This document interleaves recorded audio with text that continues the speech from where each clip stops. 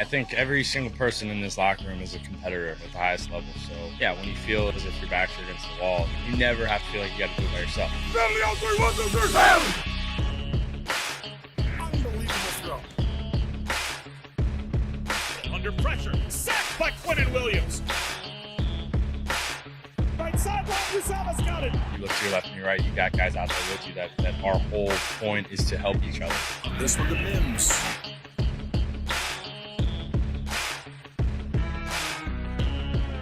That's Corey Davis climbing the ladder. To be able to go out and lead these guys, just to know how hard these guys work and how important it is to them, and then you get that chance to lead them. Everything that happened that needed to happen for us, it almost felt like kind of like a sign, like give it like a second chance almost. Gets extra pushes, running left. Maybe a little extra life breathing in the locker room. Touchdown Jets.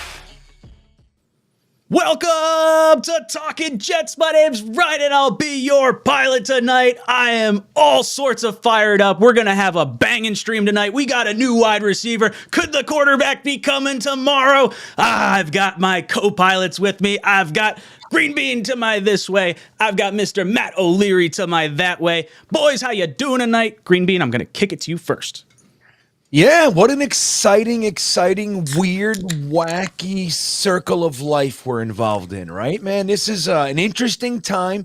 Rather than find myself frustrated, I'm finding myself interested. So this is, we're going to look back at this as a special time. So let's rock and roll, man. Hell yeah. O'Leary, how you doing tonight? I am amped up. I am ready to go. New quarterback is coming tomorrow. Alan Lazard tonight. Let's go. All right, boys and girls, we are simulcasting this across Facebook, Twitter, and YouTube. There is a special Twitter link up. Matt is going to retweet this link. Everyone who retweets this link is going to be qualified for a jersey giveaway at the end of this stream. Even if you're not a Jet fan, we'll get you some kind of jersey. But hopefully you're a Jet fan and you want a new Jet jersey. You're going to win one at the end of this stream. We're going to pick a qualifier from that list. So make sure you retweet the stream to get entered for that. Boys and girls, I'm amped up. I'm like all sorts of jazz. Like, let's get into like how the last few days have gone for, I think, all of us, and then also we'll get into some of the, obviously Alan Lazard, and then we'll get into the Aaron Rodgers stuff. I'm exhausted. I think I've streamed every day since like last Sunday. I think it's like 8 days straight. Green Bean, are you kind of on that same schedule? How are you feeling after this? Like, week? Yeah, for sure, man. I mean, I've been watching Ryan for 8 days straight. That's right. That's what's going on out there. I haven't done every day. I did most days. I think I skipped Saturday or something like that. But yeah, I mean, it's an important thing because this is a big freaking deal, man. And look, we let Derek Carr go. Obviously, we let Jimmy G. We didn't show any interest in Jimmy G. So like some of the other guys that were like that, those main candidates in that top tier that we were all talking about, they're gone. So this is it. And the Jets put all their eggs in this basket. And here we are, and it just so happens to be the one guy who's like, I don't feel like telling you today. That's it. The other guys, sure, yeah, we want in. That's where I'm going. Nope, this guy happens to be the guy who's slow to the punch, and Jets fans are notoriously not slow to the punch. So already the marriage is kind of interesting to observe. You know what I mean? It's interesting out there to watch.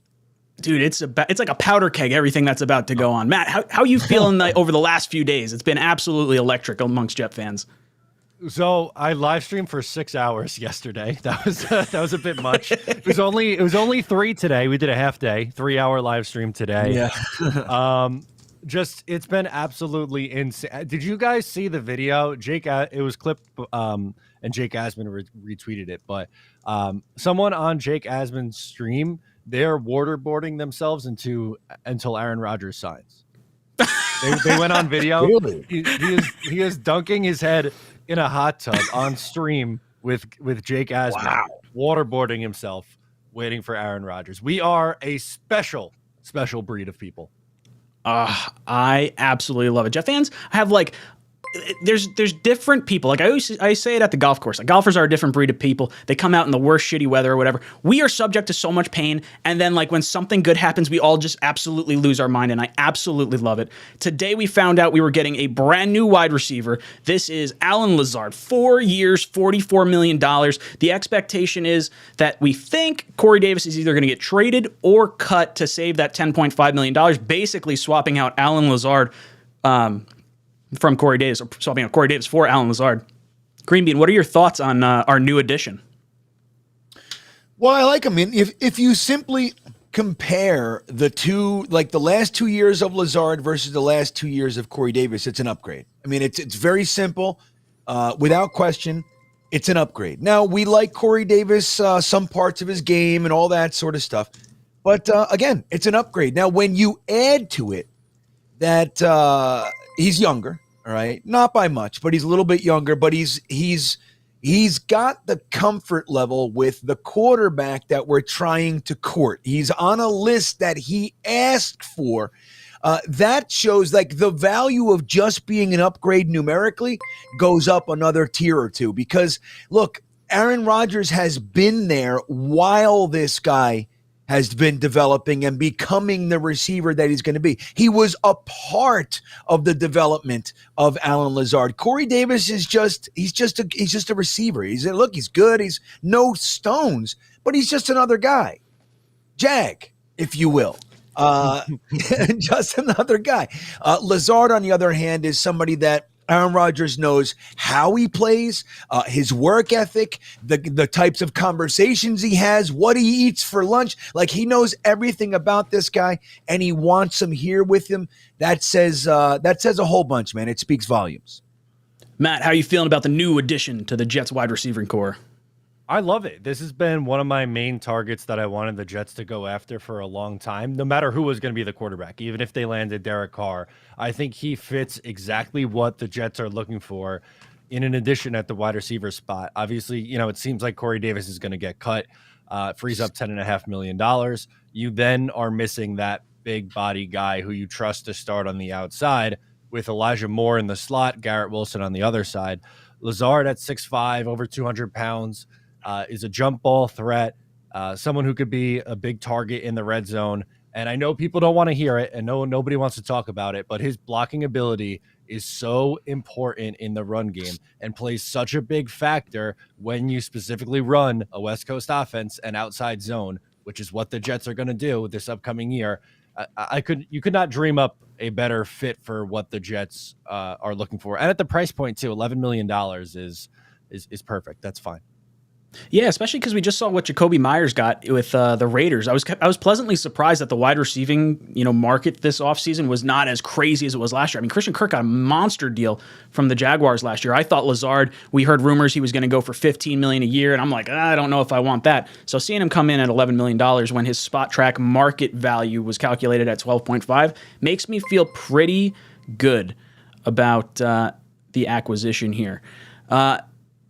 Let's move over to the quarterback real quick. Aaron Rodgers is set to make his appearance on the Pat McAfee show tomorrow at 1 p.m. How do you guys feel about this? I know I've seen like some responses from fans that are like, oh no, this is like the decision with LeBron James. It's going to be really awkward and cringy, or it's going to be like, why is he going to do this? And I see other fans that are like, let's fucking go. So where do you guys fall on this, Green Bean? I'll throw it to you first.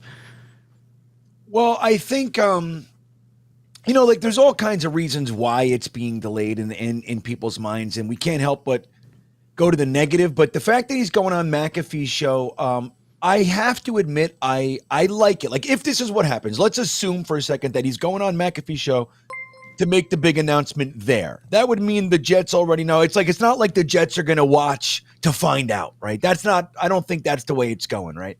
Like the Jets are like, I hope he tells us on the McAfee show. The Jets already know, in my opinion. But if he goes on there and does it on the McAfee show, that's kind of it's consistent with what he has been saying, which is, look, Rappaport and Schefter, they don't know anything about me. Nothing that they say is, it has any real foundation in any fact. They're speculating and all that. And again, if he goes on there and just kind of controls the entire narrative, I wanted to give it to somebody that I respect, that I care about, and that I like. I think that would be awesome, man. I think there's a flair for the showmanship side. Yes, Jets fans, we wanted it yesterday, and this is 2 full days. But the truth is, it's really the start of free agency, so it's not that big of a deal. And I think it'd be fun, man. I hope that. But now, if he waits, I don't know. We'll see how we handle that. Matt, how you feeling about the whole decision with Aaron Rodgers on the Pat McAfee show? Yeah, I mean, this is pretty much on brand because he essentially gave the double bird to Ian Rappaport and our guy, Adam Schefter, the last time he went on the show. He's like, they don't know a damn thing about me.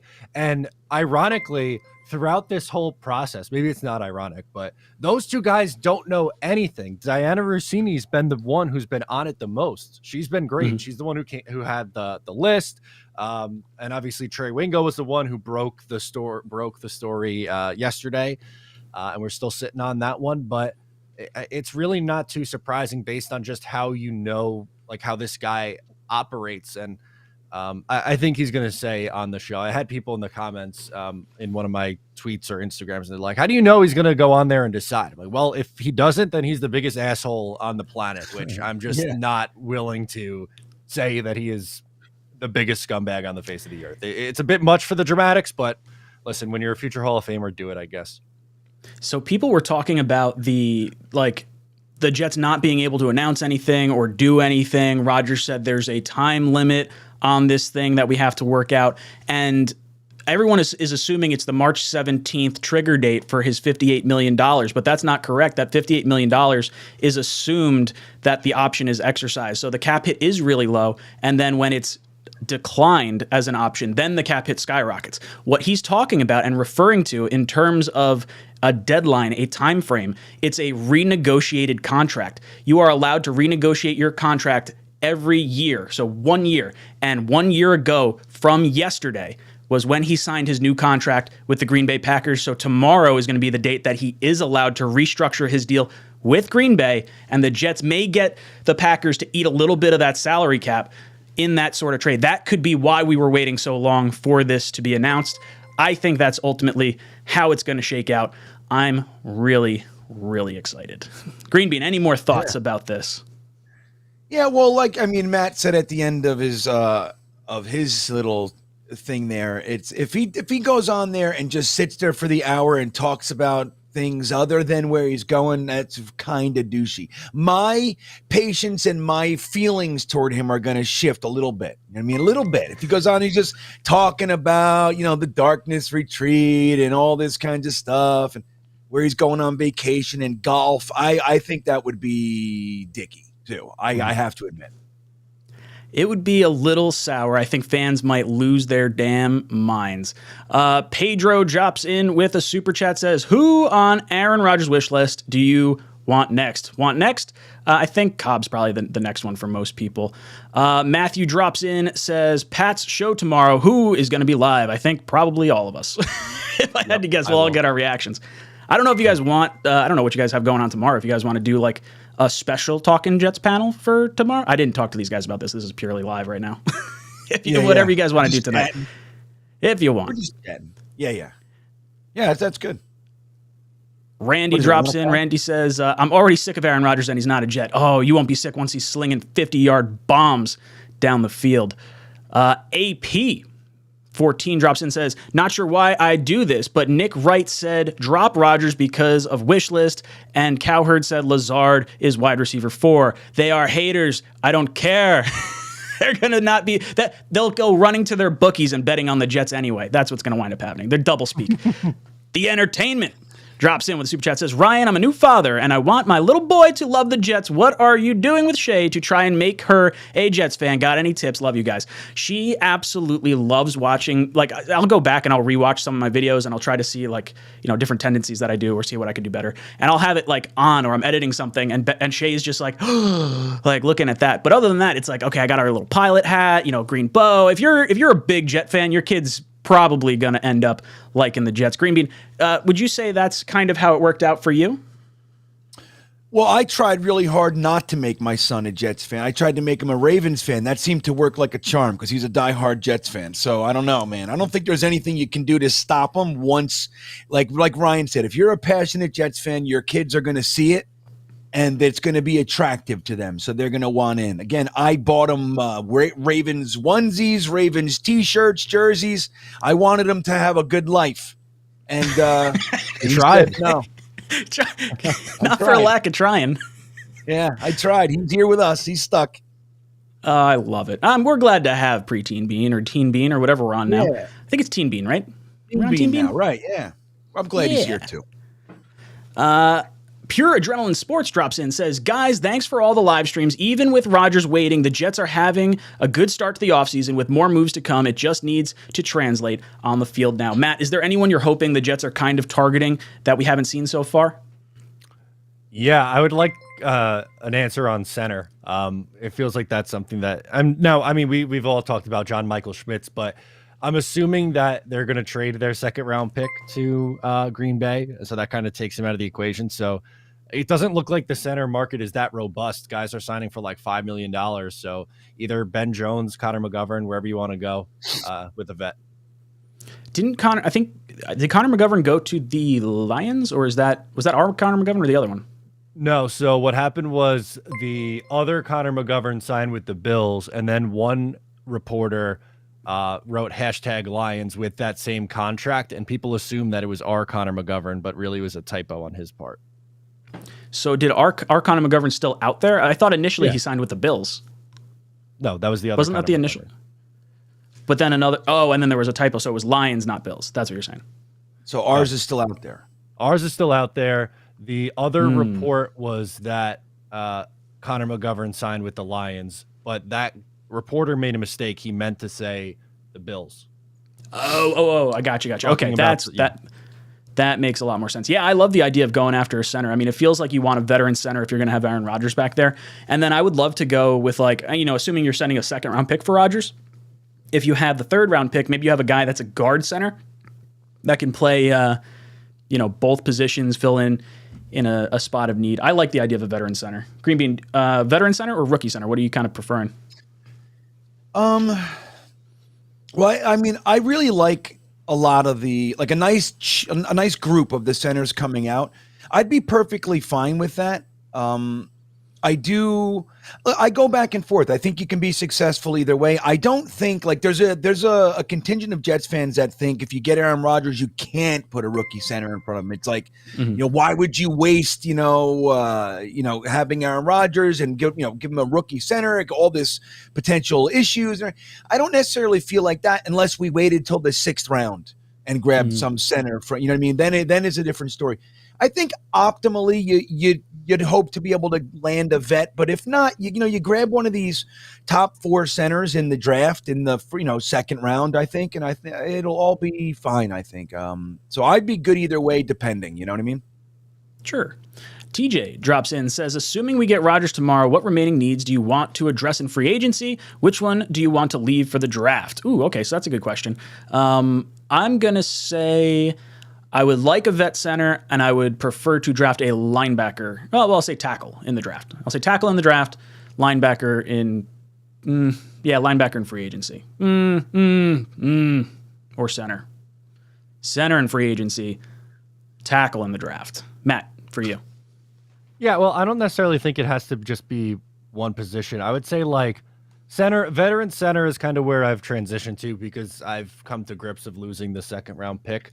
So I would like to attack offensive tackle with the first round pick and then look for linebacker, safety, potentially in the mid rounds there. And then depth could be had on the offensive line on both the interior and the outside in both. Greeny, what about you? You feel like there's a need you want to hit in free agency and a need you want to hit in the draft?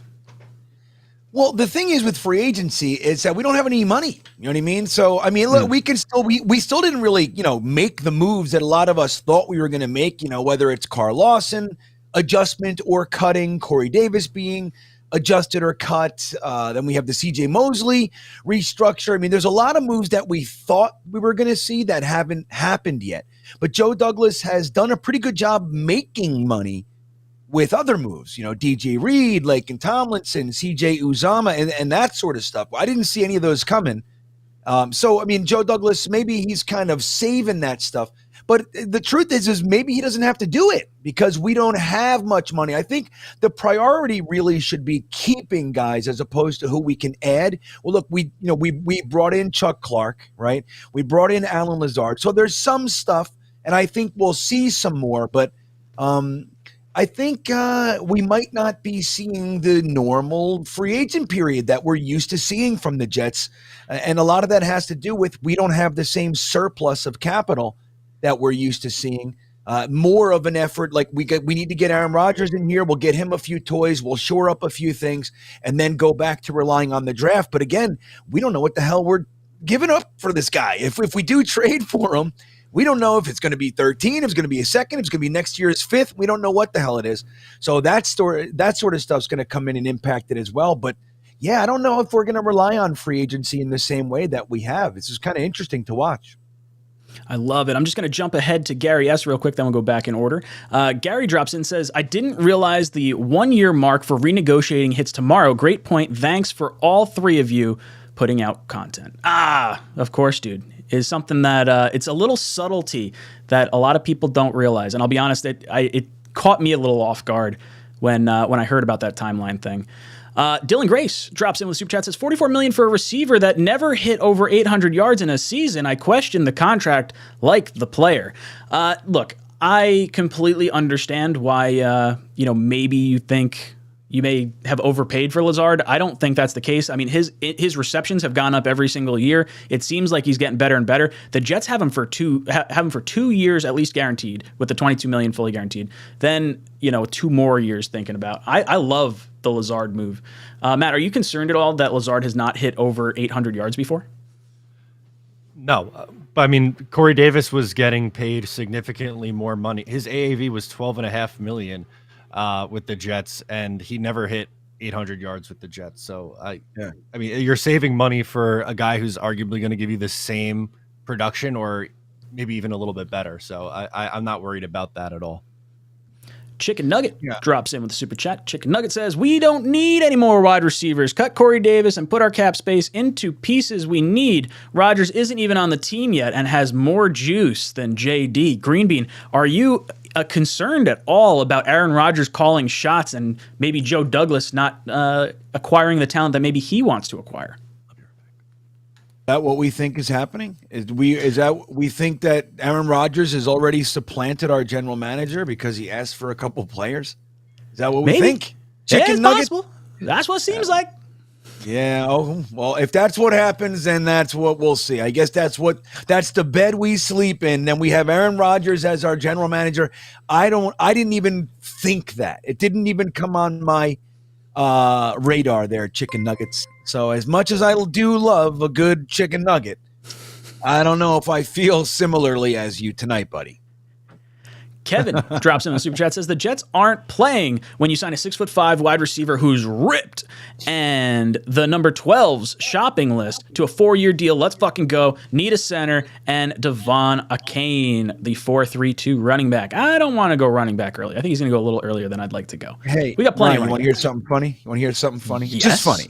I would love that. I put up the first qualifier for tonight's T-shirt giveaway is Chicken Nugget. Isn't that funny? No. Very cool. So good timing, Chicken Nugget. For you guys in the chat, for every 25 likes we get on this video on YouTube, we're going to pick a T-shirt qualifier, but we're also going to give away a jersey. So all you have to do is hit the pinned comment on the live chat. That is a link to a tweet. All you got to do is retweet that, and you'll be entered into the jersey giveaway at the end of this stream. And, the T-shirt giveaway is for the likes. So we'll pick those qualifiers throughout the night. Kev, I love this. Ripped wide receiver, need a center. Completely agree. Nose Kills drops in. At least he didn't want Incognito or Antonio Brown. I guess we could handle OBJ. So where do you fall on this, Matt, with OBJ in particular? You think he's too big of a headache? We shouldn't go after him? I think he's more expensive. Like that, the expense thing is what scares me off. He's supposedly looking at $15 to $20 million. I think that's insane for a guy who hasn't really played. He played last year. Excuse me, he didn't play last year. Was limited the year before that. He's had 2 ACLs in the last 3 years. I don't like it. Yeah, Greenbean, how do you feel about Odell possibly? It's not that I can't like him. You know what I mean? Like, I think, like, if we sign him, of course, I'm going to root for him and all that shit. But like Matt just said, there are so many concerns, and Matt didn't even mention, like, kind of the attitude problem. You know, he's got that whole thing going on. He's coming in here. We have a young, group of receivers, a young core. And I just don't like OBJ. I think can push things toward the negative and provide more of that other side than he's worth. You know what I mean? That would be my concern. I would tell Aaron Rodgers, yeah, we're trying, man. We're trying. We're really, really trying. Yeah, look, the OBJ thing, it's like he's exciting, but like Matt alluded to, the injuries are my biggest concern with him. And then, as Greenbean said, it's the personality as well. And I don't know if there's, if you want that around your young wide receivers, if Aaron Rodgers really wants him, now you're in a weird position like, oh, okay, do we actually, fold to this, or do we wind up sticking to our guns? Andrew joins the channel! Dude, thank you so much. Boys and girls, drop some JETS in the chat for our newest member of the channel. Thank you so much for joining. Look, I'm a little nervous about OBJ. He's probably one that's like a powder keg. It would be super explosive and exciting to have him on the team. Hard Knocks is going to be a fucking blast with him, but I don't know if I necessarily want to see him in green and white. Shenner says OBJ and Gardner Johnson would be a great fit. Ooh, I don't know about that. I don't think we're going to spend a lot of money at safety. That would be, I feel like we're going to go towards the draft that direction. Buffalo Jet Fan drops in. He says, donation for the adult diapers needed for this 6-hour streams. Yeah, right. I feel like we're on live so long, you got to have like a catheter or like some sort of pee bucket under the desk. It starts getting exhausting. Alan Phelps drops in and says, hey guys, as much as I want Rodgers, is it worth it catering to him like this? Matt, do you feel like, should we be catering to the quarterback? Yes. Did you watch the quarterback play last year? They haven't had a guy to throw 10-plus touchdown passes since 2019. Yeah, it's freaking time. Yes. I don't care. We're getting up in arms over tight end 4 and wide receiver 5. Oh, my God. He asked for Mercedes Lewis and Randall Cobb. Who effing cares, man? Come on, get him here. I fall into that same thought process. I do not care about the tight end. I do not care. The only one I would say I care a little bit about is Odell, and it's a little bit because of the cost and a lot of it because of the headaches. Tony drops in. Tony says, will Hackett enhance the Strevler package? I hope so. Love seeing a good old Strevler package. John says, Sopranos or Breaking Bad or Band of Brothers? I'm a Breaking Bad kind of guy. Matt, what are you? Sopranos. That's fair. That's fair. Greenbean, Sopranos, Breaking Bad, or Band of Brothers? Oh, Breaking Bad. Really? Dude, Yeah, I love me some bad. Isn't going to take Sopranos. I know. You want to know why, though, Matt? And I was going to say it comes with an asterisk. Oh, Justin Crazy drops a big dick super chat. Holy hell. Good stuff. Sorry. I didn't mean to jump too crazy. It's always me talking when that happens. Always. It's always me talking when that happens. Oh, I didn't mean to scare you, Green Bean. You can get over to that. Then you can get Justin. Absolutely. It's real quick. Matt, and everybody else, I worked props and stunt cars for The Sopranos for years. So I used to, I was working on the show. It was my job. Any show that I've worked on, Law and Order SVU and all that shit, I just never felt like watching it. You know what I mean? It's like I'm kind of, how what do they say? You know how the sausage is made? You know what I mean? And it's just you know what I mean? Even movies, I would be in these movies and I would just be like, I don't know. I don't care. I was there. It was a 12-hour shot, that fucking shot. So anyway, I've actually was just talking about maybe 2 weeks ago. I said to my wife, I think I'm going to watch The Sopranos. I haven't watched 5 seconds of The Sopranos. Oh, it's phenomenal. Maybe the best show ever. It's great. That's what I hear, man. I hear that. I Love it. I absolutely love it. All right, let's jump over to Justin's super chat. Justin, incredibly generous of you. You do get, I don't know if you're a part, if you were here for the last week's stream, but you have the ability, any donation over $20, you get the ability to freeze one of us out. So I'll freeze Matt just to show you what that looks like. Oh, bam! So you get you get to pick someone. Let us know in the chat who you want to freeze out for a minute if you want to do that. But Justin Crazy says, if we get OBJ, should we cut Corey Davis and trade Elijah Moore to the Browns for a second? Green Bean, how are you feeling about the potential of trading maybe Elijah Moore? The Browns were kind of floated as a potential destination. Would you bring in Odell and trade Elijah Moore to the Browns for a second-round pick? Second round pick? That's what you think? You think you're getting a second round for Elijah Moore? Is that what we think? I think that's what Justin put in the chat. Okay, so right. We'll go with that.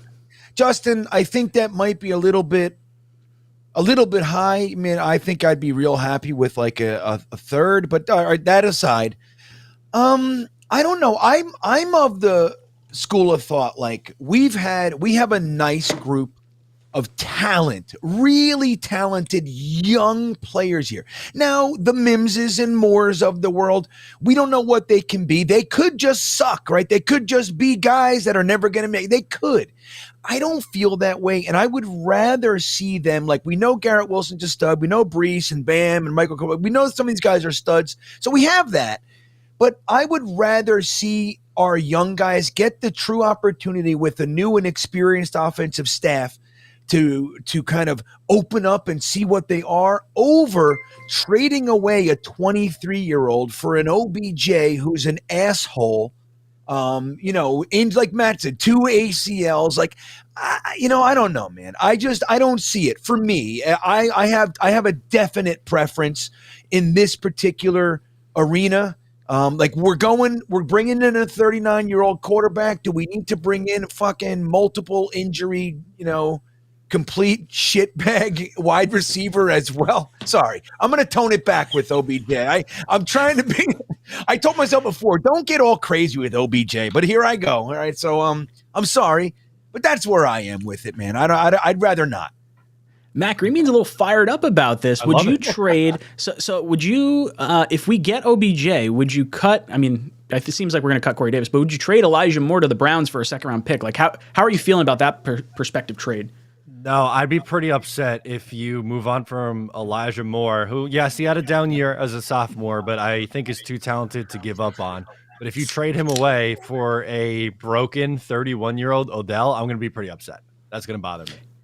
Yeah, I would like to see Elijah Moore here with a great quarterback and have him like want to earn the money that AJ Brown and DK Metcalf wound up getting, because that's what he's going to get or what he wants to get. So I'd rather him get fired up here, and then if we don't want to re-sign him at that point, let him walk for a comp pick instead of trading away a receiver and then having to add void years on the back end of Odell. And like, I don't know. I think there's a whole lot to like about Elijah Moore. I am bullish on him this year. Kevin upgrades his membership.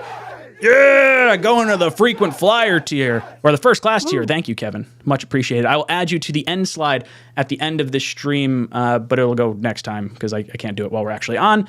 Edward Ziff drops in with the super chat, says, will A-Rod help to Zach? Will A-Rod be a help to Zach in the long run? I think it can't hurt. That's where I'll say with that. Michael, guys, tomorrow, finally the day. Fingers crossed. That's what it feels like. It feels like a decision is finally coming down the pipeline here. Chris Pratt drops in, I'm 29. When I grow up, I want to look like Green Bean. Great friggin' beard. Absolute legend. Hall of Fame beard, Green Bean. Some high praise from Mr. Chris. Yeah, and it's not even that good tonight, so thank you. I'm feeling a little self-conscious about it tonight, actually, Chris. So thank you for mentioning it and noticing. I appreciate that. It's nice. He's got the little kick in his step. Green Bean's like twirling his hair now. I'm just twirling. Oh, God. Welcome to the Talkin' Jets panel. Tom Cahill drops in, says, hey guys, before he tore his ACL, OBJ was lighting it up. The man is a super stud.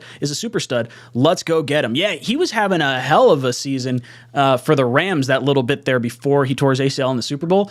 if he's hungry and if he takes an incentive laden deal, like let's say it's like a $4 million deal with like playing time and like statistic escalators that could elevate that contract to whatever maybe he's looking to get. I don't think anyone's going to sign him for 20 million, but I think if he's looking for 10 and you can get him for a little bit cheaper and it's, escalates to that, I wouldn't necessarily mind that. Even with the ACL, it's just I don't want to guarantee the money when I don't trust that he's going to be healthy. He's played an average of 7 games the last 3 years because he missed all of last year. Trey Grant drops in, says, Trey Wingo explains the 33rd team YouTube. I don't know what that means. Green Bean or Matt, do you know what that means? So it's a clip. It's not the full video, obviously, but I had someone send me a 1:35 clip of Trey Wingo in an interview talking about his tweet. If you want me to send that in the guest chat right here. I don't know if you want to play it, but that's what it's in reference to. Yeah, send it in our group chat, and then I'll see if I can throw it in here. I don't know if I can do it without jacking stuff up, but I'll give it a try. We could watch it together. Let's see. I'll get to some more super chats while we do that. Finger Lakes Jet Fan says, Manning did this with the Broncos. Brady did this with the Bucks. Rams did this with Stafford. Good teams go all in. We aren't used to this method. We haven't had a quarterback in forever, but dude, I love where your head's at. Good quarterbacks win Super Bowls. Last time Aaron Rodgers had a top 10 defense, Matt Greenbean, he won a Super Bowl. Jets were top 5 in defense last year, so I'm really friggin' excited. Matthew drops in, says, people are complaining about Rodgers requesting people. It's because they're not used to having a competent, smart quarterback. Letting him recruit equals we win. Green Bean, do you kind of fall in that line of thinking, like, let Rodgers recruit who he wants to recruit because the quarterback is what we need? Yeah, to a degree. I mean, again, like Chicken Nugget was saying, I play, right, Chicken Nugget, but it's like I don't think we're in danger of he's steamrolling our GM or our coaches. He's saying, hey guys, there's a few guys out there that I really like and I really feel could be an asset to what we're trying to do. We're trying to win a championship. I'd like these 3 or 4 guys to be a part of what we're doing. And 3 of them he's worked with for years. You know what I mean? So why wouldn't we want to do it? Now, denying him for ego purposes, now we're just like, hey man, my balls are bigger than yours. Make sure you know that. You know what I mean? We don't want to get into that shit. It's got to be a camaraderie, based team, building kind of a thing. Hey, man, which guys do you like in free? I like Lazard, I like 𝐒𝐫𝐞𝐫𝐢, and I like this fucking 86-year-old tight end that can't catch. I like him a lot. Okay, well, we'll go get those guys for you. You know what I mean? I don't see it. It's 4 guys, right? Is it more than 4? Did I miss a bunch? No, 4 was all I saw. 4 guys. Screw it, right? Why not? Yeah. It's not like he's not asking for any major contracts. Like 𝐒𝐫𝐞's going to cost you $2 million. Mercedes Lewis is going to be dirt cheap. Odell might have an incentive laden deal, and then we just saw $11 million for Lazard. So I'm not concerned either. Leo drops in. Leo says, if Brady gets what he wants and Peyton Manning gets what he wants, why not Rodgers? Why not Hopkins? Then Odell. Maybe Mims could be traded. Yeah, I think it's possible Mims could be dealt in a trade. I'm bullish on him, though. I would like to see him stay here and see what we could have in him. I really like the idea of letting some of these contracts expire. And if they don't want Mims, I'd rather him show out with Rodgers now and maybe get a comp pick next year, assuming we're not going to be able to sign a ton of free agents or something along those lines. So we'll see. Kevin drops in, says, what are the chances number 12 costs a third because we're the only serious landing spot and only willing team to eat a ton of dead cap for number 12, like the stream? Thanks, Kevin. Matt, what do you think? Do you think it's going to be for a second, or do you think we're going to be a little surprised and maybe get him for less? Yeah. If it's less, I will drive to MetLife Stadium and start constructing a Joe Douglas statue by myself. If it's less. I'm going to hold you to that. Yeah, I don't know. I'm very excited to see what the compensation is going to be. I don't expect to get into that right away. I think Rodgers announces on the stream tomorrow that he's going to go to the Jets, but I'm curious to see how long it's going to take before we find out the compensation, right? I think it's going to take the insiders a little bit, but I hope so. That'd be great. Better for us.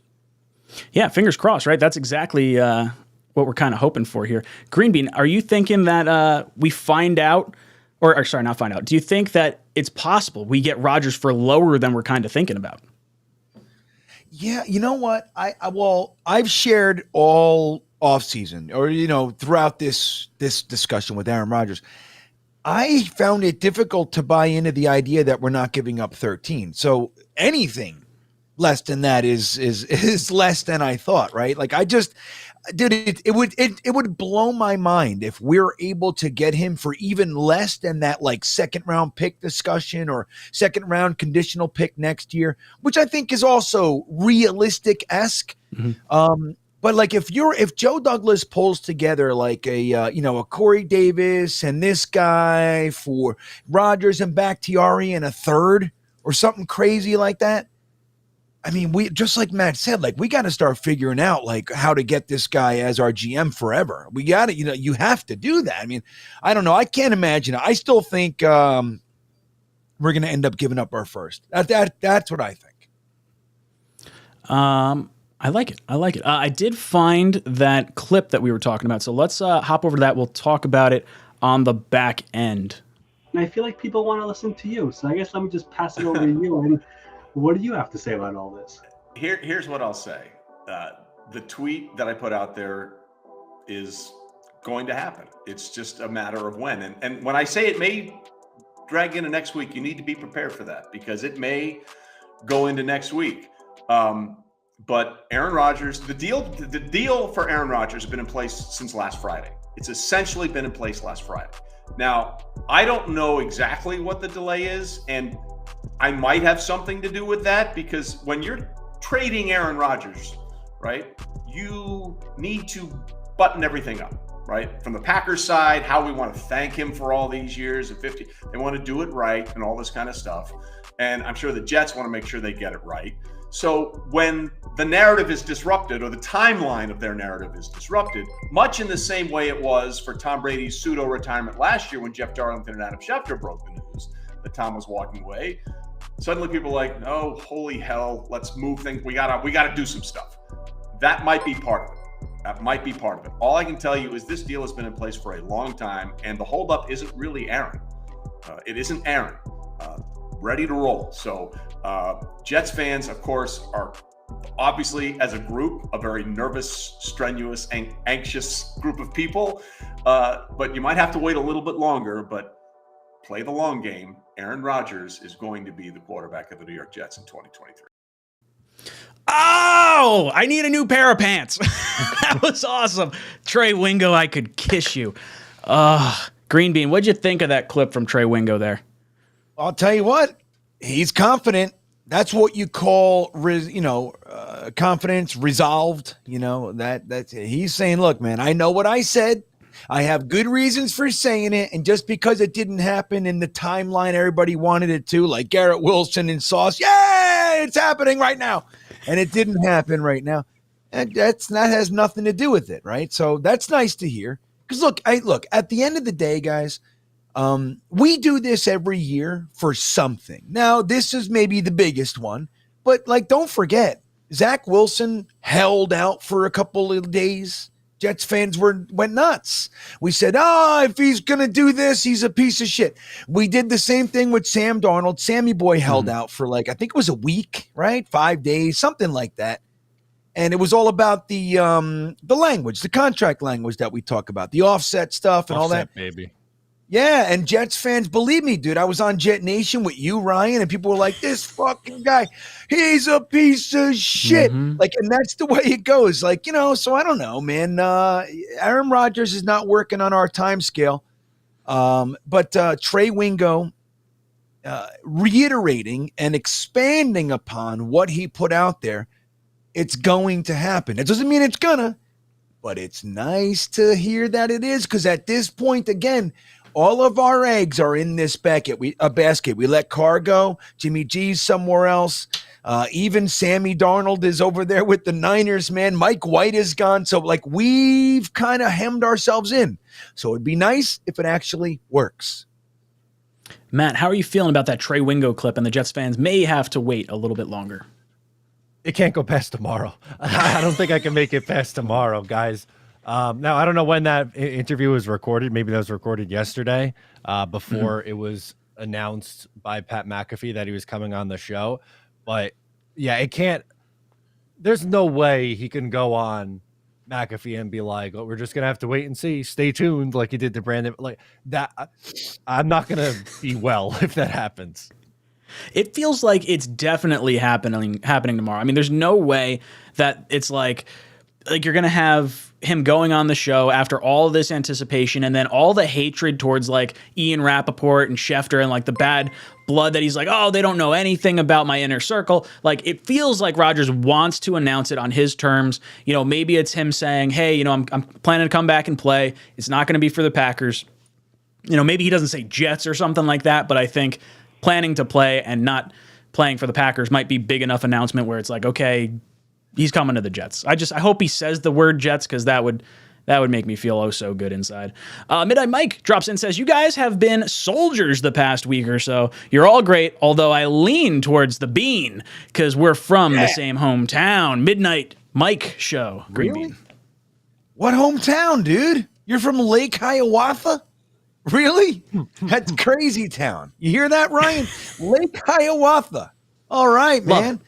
I'm in. Well, thank you. You know, obviously I'm in the presence of greatness. You know, both of these guys I look up to. It's even though I'm older, it's the truth. You know what I mean? I am inspired by, and I've often asked them for advice and help, and it's the truth, man. So anyway, thank you for saying that. You know, it's good to know that one person prefers me in this 1,800 person chat. I need one, and I got them. So thank you. I love it. Boys and girls, we got 1,800 people in here. We don't even have 500 likes on this video. For every 25 likes we get on this video, we're picking a t-shirt qualifier to win a shirt at the end of the stream. And then if you retweet the stream, linked in the pinned comment in the chat, you can enter to win a jersey giveaway at the end of the stream. So we're only picking the jersey for those of you who retweet the stream, and then the 25 likes thing is only going to be for the t-shirt here. True Legacy drops in, says, as a Packers fan, I hope he wins one for you, but watching him play the last few years has been frustrating, watching him chuck it 40, 50 yards downfield every third and short instead of taking the easy first. I can tell you that the Jets haven't had a quarterback throw for over 10 touchdowns in the last 3 years, and I don't care what Aaron Rodgers does. It does not matter to me. If he can get us even the bad year, 26 touchdowns and 10 interceptions, I'd be tickled pink. Matt, any concerns with how Aaron Rodgers plays his game right now? No, I'll take the bad with the good. There's going to be significantly more good. The Jets haven't had a quarterback like this, just maybe ever. You take it. Green Bean, any concern about how Aaron Rodgers might play? I mean, look, when we no is my short answer, but when we look at last year, a lot of people are trying to use last year as the indicator that he's declining. Maybe that is. But if that's where he declines to, he's still the best quarterback we've had in a very, very long time. With last year's numbers, I'm pretty good with it. Soldiers of God comes in with the super chat, says, do we get a safety, Ryan? Yesterday was awesome. Green Bean, you are like a big brother. I am loving also 15 years. I'm recovering also 15 years. Matt, I love my Rangers and also you. So good for you. Good for you, Soldiers of God. Congrats. I love it. I love seeing that. Right on, man. Green Bean, any words for that? I mean, it's the best, dude. It's not easy to do. One day at a time, man. You know the deal. One day at a time, and we try to keep our head above water and stay ahead of this thing. So it's not easy. So heartfelt congrats and love and connection to you, man. Let's see. Up next, we got Frankie. Frankie, what's up, dude? He says, Aaron James, LOL. This is his team. Let's fucking go. Yeah, I don't care about the whole decision thing. I'm amped on it. I'm excited that we get to at least be planned for maybe a live experience. I'm about that. Michael says, let's put the Hanson brothers from the movie Slapshot on special teams. I love it. Okay. You guys seen Slapshot? I haven't. I'm sorry. Yeah. It's been a very long time, but Slapshot was a classic movie. It's funny. If you watch it now, you're going to be like, this isn't so funny. You know what I mean? But there's movies like that all the time. Yeah. It's dated, man. It's dated, but it's funny. Benjamin drops in and says, for all the people complaining, would you rather be back in 2019 with Gase's crazy eyes bugging out on the sideline? It could be way worse. Oh, Benjamin preaching to the choir. I love it.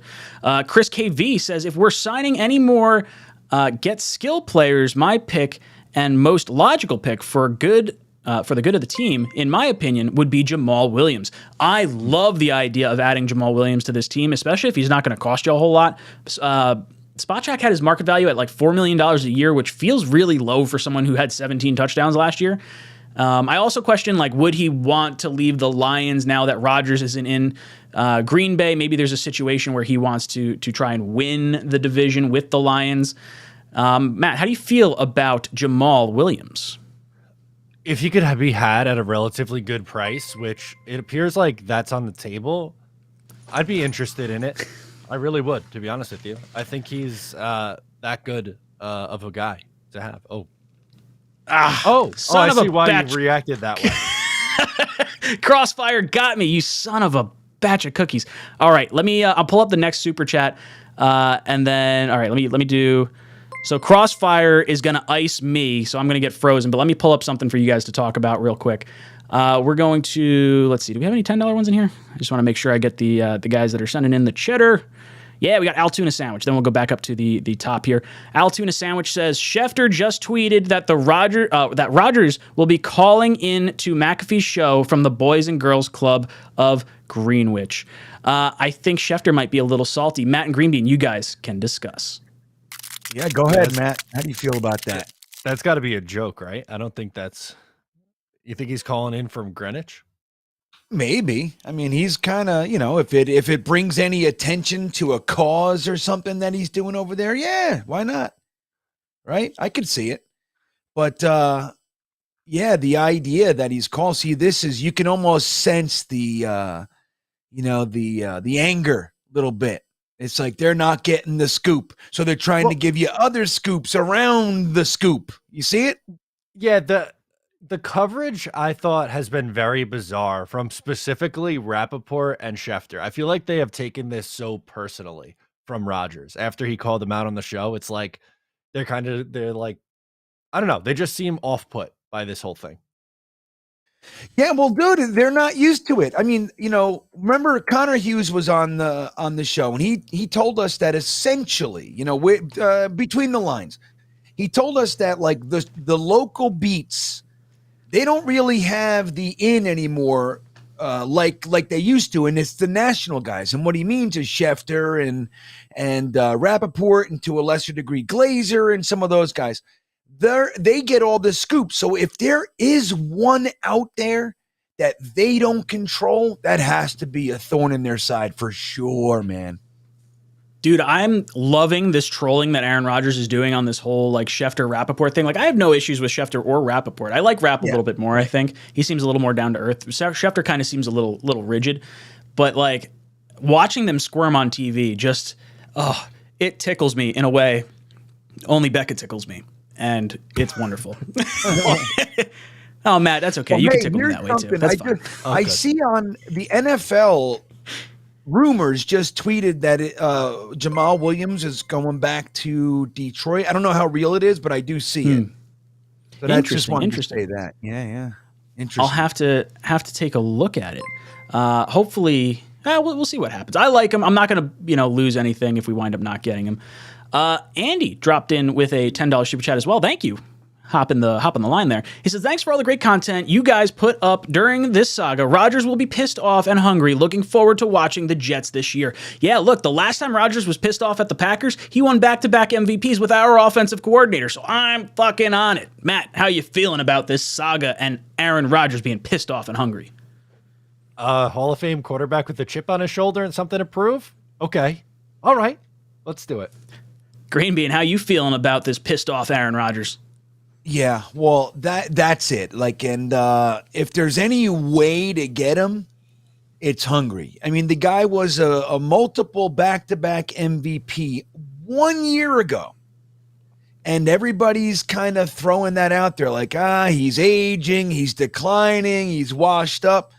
Getting him hungry, so close to being an MVP, I think is a good thing for us. Yeah, I almost wish the Jets went into negotiations and were like, hey, we'll give you, the pick you're looking for if you just piss him off like to no end. We want to make sure he plays for us. We don't want him retiring on you guys, and we would like him to, come over here. So I love this all the way around. Matthew Wilkerson dropped in. You're going to skip the line right here. Any chance we keep Corey Davis, considering 3 guys on rookie deals, only 1 other player, Lazard, on a good value deal? Coaching staff likes him. I would be surprised if Corey Davis is retained. I think we kept him. He played his time out the last 2 years. I think he's going to go over in the trade to Green Bay, and he's going to wind up being a receiver for the Packers. Matt, what do you think about Lazard and all the receivers we got with the rookie deals and whatnot? And do you think there's any chance we keep Corey Davis? That would be incredibly surprising, I think, if they kept Corey Davis. It seemed Lazard just feels like the replacement. I don't know how you could possibly keep both of them. They do pretty similar things. Yeah, that's kind of where I'm feeling about it as well. Greenbean, you think there's any way we keep Corey Davis? Yeah, if they cut Denzel Mims or get rid of him. Oh, interesting. Now, monetarily, it seems like it makes too much sense. I mean, it's like, $1.80 difference between the two. You know what I mean? So that I'm with you. It does feel like the replacement, but in the event they like Corey Davis and they don't really love Mims, Lazard could totally fill that role as well, and even more so, but get kind of taken away that big body guy. So that would be the only other way. I don't think that's the case, though. I tend to agree with you guys. Jace drops in with super chat, says, love that we're getting Rodgers. I'm knocking on wood still, but are we actually doing a reset with Zach, or are we buying time to draft and sign a long-term option? Matt, do you think this is for Zach, or do you think we're buying time to get a new guy? Could be both. Honestly, I don't think you have to make a decision now. You see how it goes. If Zach shows any signs of progress, then maybe that's what it turns into. If not, if he still looks like the same guy, then yeah, you're probably drafting a quarterback next year or the year after. Yeah, that's exactly how I feel. I mean, you got a whole year, over a year, to evaluate Zach Wilson, and you can even go through the draft, and if someone doesn't fall to you, you can decide like, hey, we didn't get the guy we wanted in the draft. We didn't want to give up all the assets maybe to move up. Rodgers is going to come back another year. Maybe there's a situation where they, maybe they bring back Zach and they see what they got going on. But you don't have to make a decision on that for another year. William Sprague drops in with a super chat. Thank you, dude. Much appreciated. Andy Rodriguez comes in, says, I started watching football during our last playoff season, so that would have been 2010. As a Jet fan, I've never seen great quarterback play. I'd give Rodgers my firstborn at this point. Yeah, the best season I've seen from a quarterback, was Fitzpatrick, but I would say maybe like the first 11 games of Brett Favre might have been the best I've ever seen. The first time I watched Brett throw a rope from like the 40-yard line to the end zone was something magical. Going from like Pennington, I love Pennington, but watching like the speed of the ball come off his hand and then watching it the very next year come off Brett Favre's hand, I was like, holy hell, this guy is fucking electric. Green Bean, do you think we're going to see the best quarterback play that you've ever seen? Yeah, it's very possible, guys. I saw obviously the great Kenny O'Brien. I saw the great Browning Nagel. And there was a few. I love Chad Testaverde, was great that one year. But yeah, it's very realistic to think that he's going to be the best we've seen in my life, for sure. Richard Chandler drops in with a $2 super chat. Thank you, dude. Much appreciated. Chop Liver comes in, says, Green Bean, have to pick OBJ or Jamal Adams. Ooh, who do you sign, Green Bean? Oof. Jamal or OBJ? I know who I'm picking.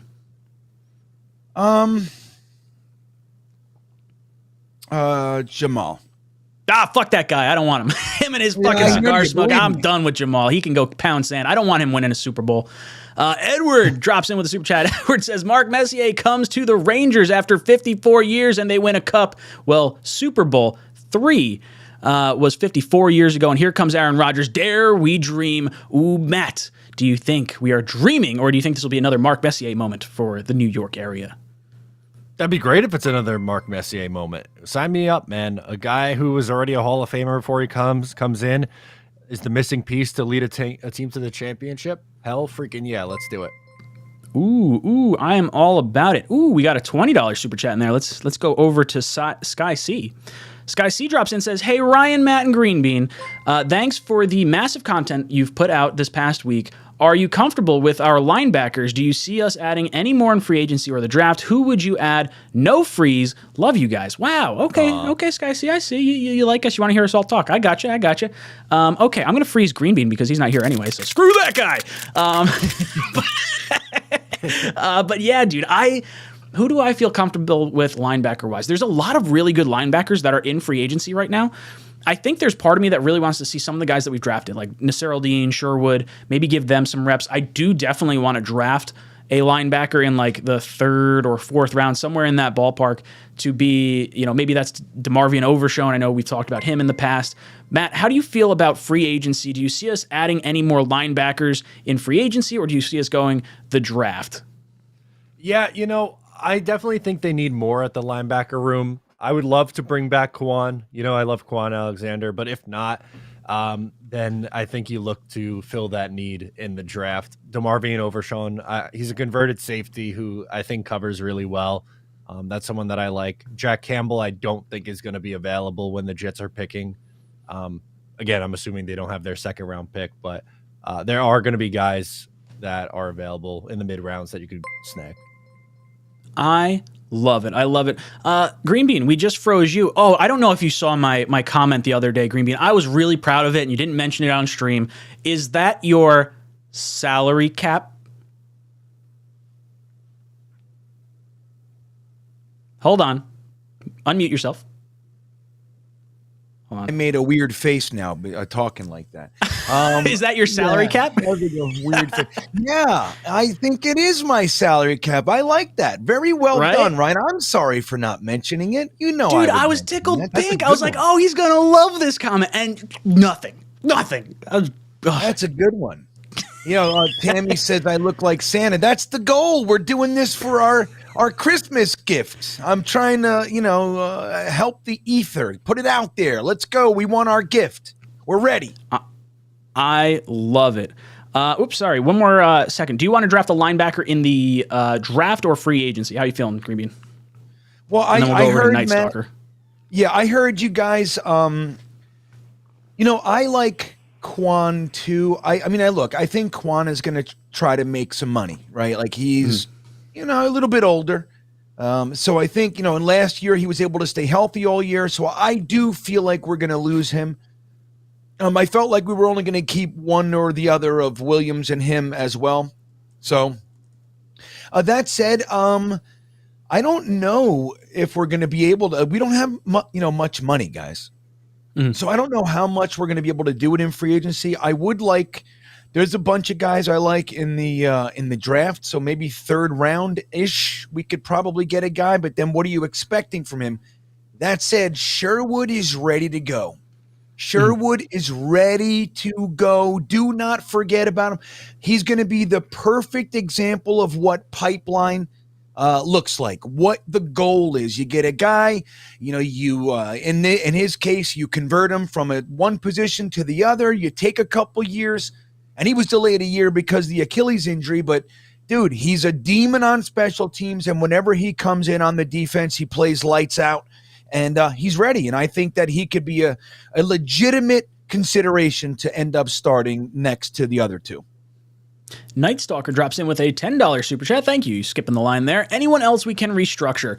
So I just looked it up. CJ Mosley restructured on September 2nd. So I don't know if you can't restructure him again until September 2nd of this year, but you might be able to give him an entirely new contract. Like, I don't know if restructure and contract, like new contract, are two different things, or if it falls under, separate separate other things. I don't know. I don't know if there's anyone else I'd want to restructure at this point. I think we're bringing back everyone I want. Honestly, Laken Tomlinson being restructured shocked me. I was stunned. As soon as he got restructured, that to me told me it's Aaron Rodgers. We got him. Home run. Because there's no way after the play he had last year are you locking in a guard. Like Rodgers probably said, hey, what's my offensive line like? I want consistency. Tomlinson gives you that. but it's also like a little questionable. So I was a little surprised there, but I definitely like it. Bill drops in with a super chat, says maybe we should draft a quarterback in the first round so Rodgers gives us a couple of MVP seasons. I would say you'd have to guarantee Rodgers that you were not going to take a quarterback with your draft picks because he wants you to use all the assets to surround him, and I give him the keys. I don't care. Hey, whatever you want on the offense, you are the offensive coordinator with 𝐒𝐿𝐞𝐞𝐞. You could be the assistant head coach on the offensive side. I don't care. Robert Saleh is going to be able to control all of this. I have no concerns whatsoever. Matt, your thoughts on maybe drafting a quarterback to piss off Aaron Rodgers? No, we could find other ways to piss him off. I could think of a few other ways. Give me time. I'll brainstorm. I'll come up with a list. We don't have to use a draft asset on a quarterback. I love it. Jack S. comes in, says, y'all excited for Caleb Williams? Haha, USC quarterback after Green Bay, or after Green Bay? Or after Green Bean. We got to figure out the Green Bay or Green Bean. Know, it throws hard, me off dude. nonstop. It's killing me. And I don't read far enough ahead to understand it. Quarterback is what we tend to do. And also, any thoughts about new artificial grass next year? I don't think we're going to be in play for Caleb Williams at all. I would say I'm not looking at a quarterback this year. I'm not looking at one next year as far as trading up. If one falls to us, I would consider taking him. But I kind of like the idea of like after 2 years, when you get the dead cap hit of Aaron Rodgers, like maybe we just like fucking roll the dice with Zach Wilson, call it like a lost year. Hopefully he's learned something the last few years, and then maybe you hit the reset button after that. But I don't know. Green Bean, how do you feel about maybe drafting a quarterback next year, and your thoughts about the new artificial grass? I don't want to do anything to piss him off. That's one thing. Like the one comment said, I don't want to do anything of the sort. Now, I also think, I don't want to repeat what the Packers did. Like they didn't give him a first round offensive weapon in like 9 years or whatever it was. I think that we should be looking to use our draft picks to fortify this huge mammoth decision to go get a 39-year-old quarterback, whether that's protection, whether that's weapons, whatever, have at it. But that's what we should be doing, in my opinion. I'm using it to draft a quarterback. Now you're saying maybe next year. I don't know, man. Maybe next year. Let's see where it is. If we win a Super Bowl this year and you're already trying to look forward, yeah. But I don't know. The whole Zach thing, I think they'll know at the end of this year, right, Ryan? Like where they are with Zach. Yeah, if he takes a little bit of a step forward, I think they exercise the option and just assume Rodgers is going to be retired after 2 years. I mean, if Rodgers says he wants to play 3 years, like, let's go. All about it. But I think, we'll get a chance to see what we have in Zach one more time, maybe. Jay Taylor drops in and says, �Wingo just put out a new Instagram post on Rodgers. I'm assuming that's probably the video that we just watched earlier in this stream. Anthony Falco comes in with a super chat, says, are you all nervous at all about the Rodgers call tomorrow? I'm sure this is a done deal, but same old Jets mantra keeps lurking in the background. Yeah, there's like a mild concern that I have of like, is this guy just like trolling fucking everyone? And he's just going to say, nope, not playing for the Jets. $110 million is not enough to play in New York. And he was just waiting so that way Lazard got his money and all this other stuff. I don't think he's getting people to move to New York the way Josh McDaniels did and bailing on him. So I'm not as concerned. I'm excited, but I would say there's very little concern now as there was, maybe before the �Wingo tweet. Green Bean, any concern at all for tomorrow? I mean, I think it's hard not to be concerned. I mean, it's not done. No matter what it is, like it's not done. And we know that, man, even in our recent past, doesn't matter what we think. If it's not done, it's not done. So yeah, I don't think you can have this kind of a situation without being a little nervous. That said, I do have to admit I'm comfortably confident because of everything that you're seeing and hearing, the list, the signing of Lazard, all that stuff. But let me say this, just like you alluded to, Ryan, if he does say, I'm just going to retire, he's the biggest piece of shit that I've ever laid eyes on, outside of crimes and things like that. What a turd he would be if he did all this and leaves. Yeah, same level. So yeah, that's kind of where I am with it. I would absolutely cry. Matt, what would you do if Rodgers pulled the rug out from under us tomorrow? Well, I don't know. It's going to be a really sad stream then, I guess, for me tomorrow. I don't want that. I want to be popping the champagne. It's been sitting here for almost a week. I know. Dude, I'm right there with you.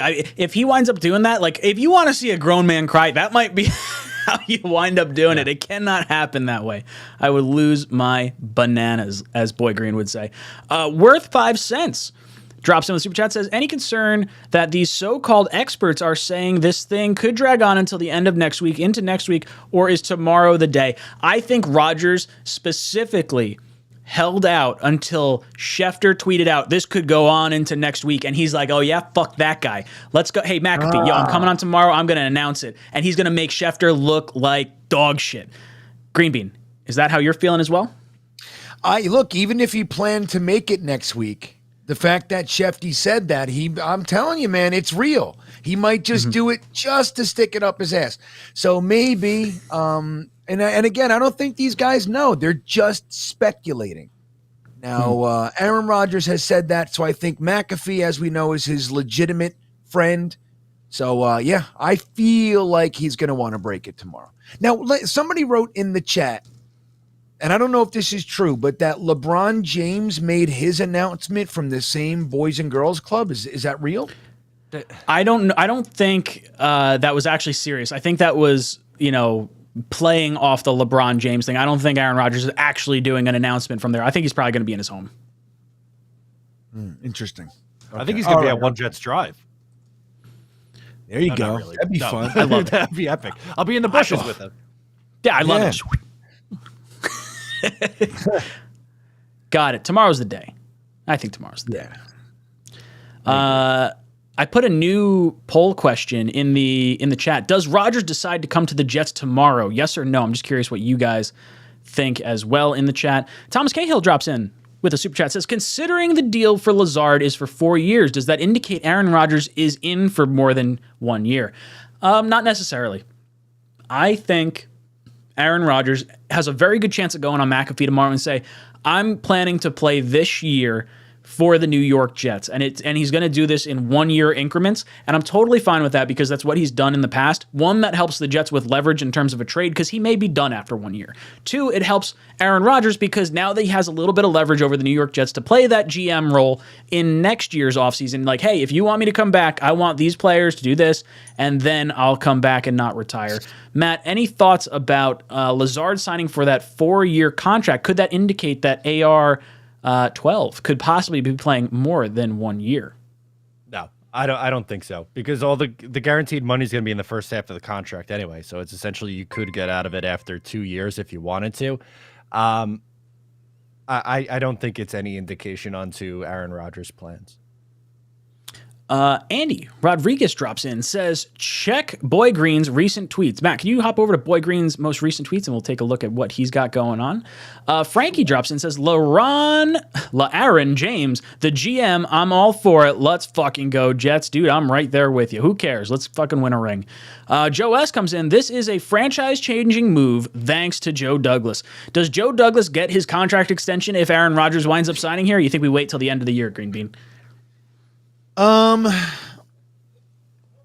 don't know. I haven't even thought about that, truth be told, but I do think that a lot of people might want to, just stop with the Joe Douglas. Like, he's not going to be perfect. The guy's a good GM, man. He's putting things together. Like, again, just the fact that Aaron Rodgers is legitimately considering us should tell you all you need to know. Because 3 years ago, he ain't even looking this way. I absolutely love it. Beautifully said, Green Bean. Blitz Crew drops in. What's up, Blitz Crew? He says, joining a bit late. Please tell me Moore is not getting traded. I am good with Lazard and Cobb. Would rather invest in the offensive line otherwise. Yeah, I'm kind of torn on the Elijah Moore stuff. Like, I definitely don't want to see him go. Green Bean had mentioned, what are you going to get for him? Maybe a 3rd round pick. If that's the case, I am totally out on trading Elijah Moore. 2nd round pick, that's where I start to maybe consider it, depending on who else you may want to bring in.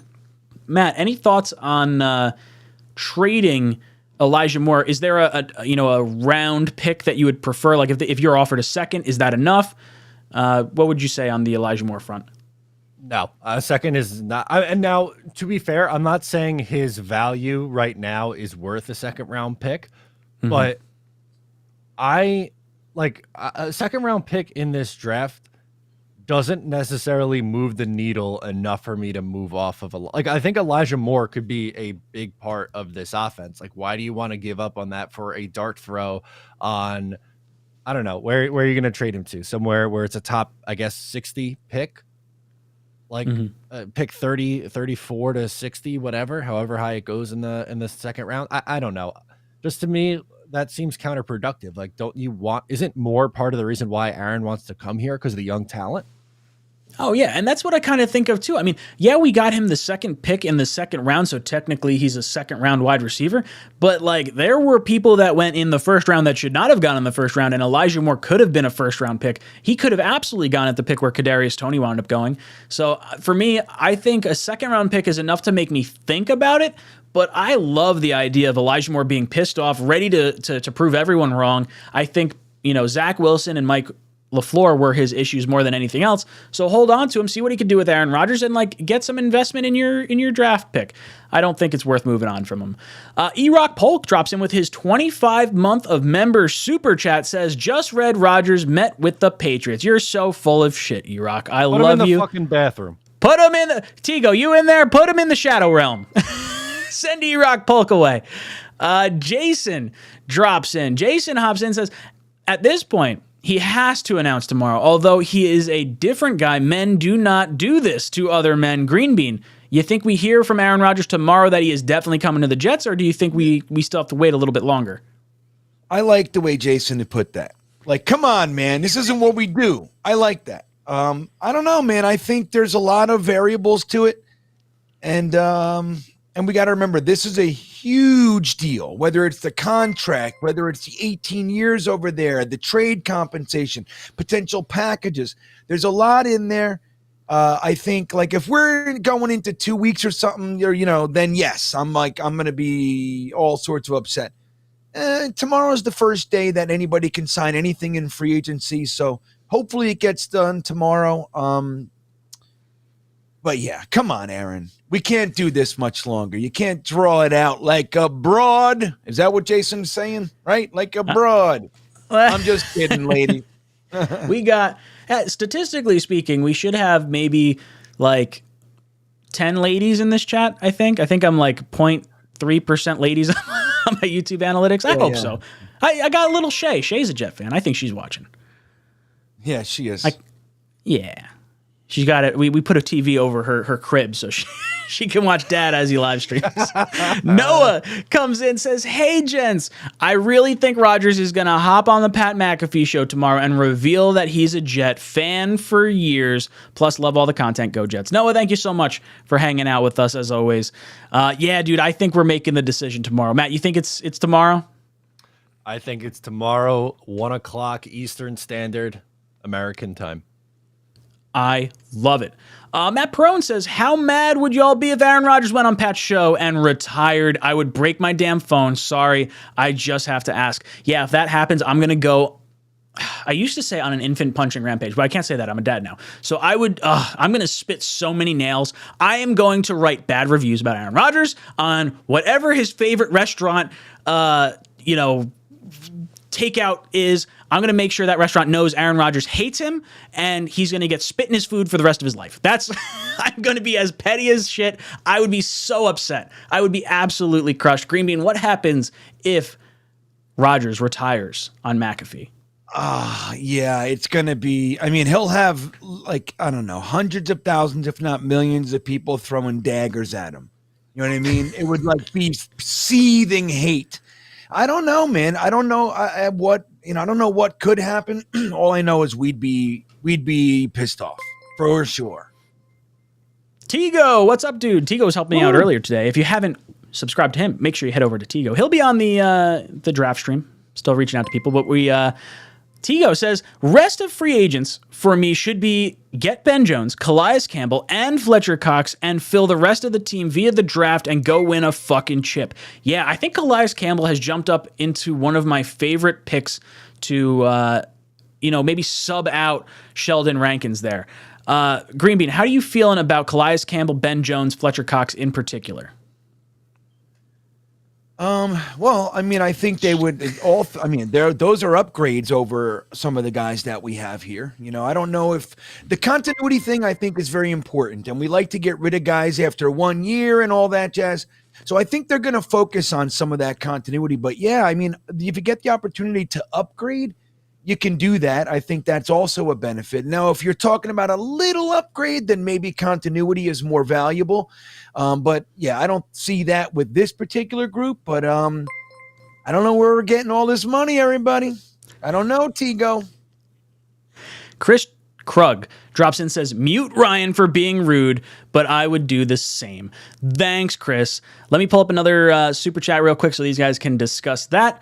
Let's see. Midnight Show Mike says, if we donate $20, can we freeze out Jets Forever?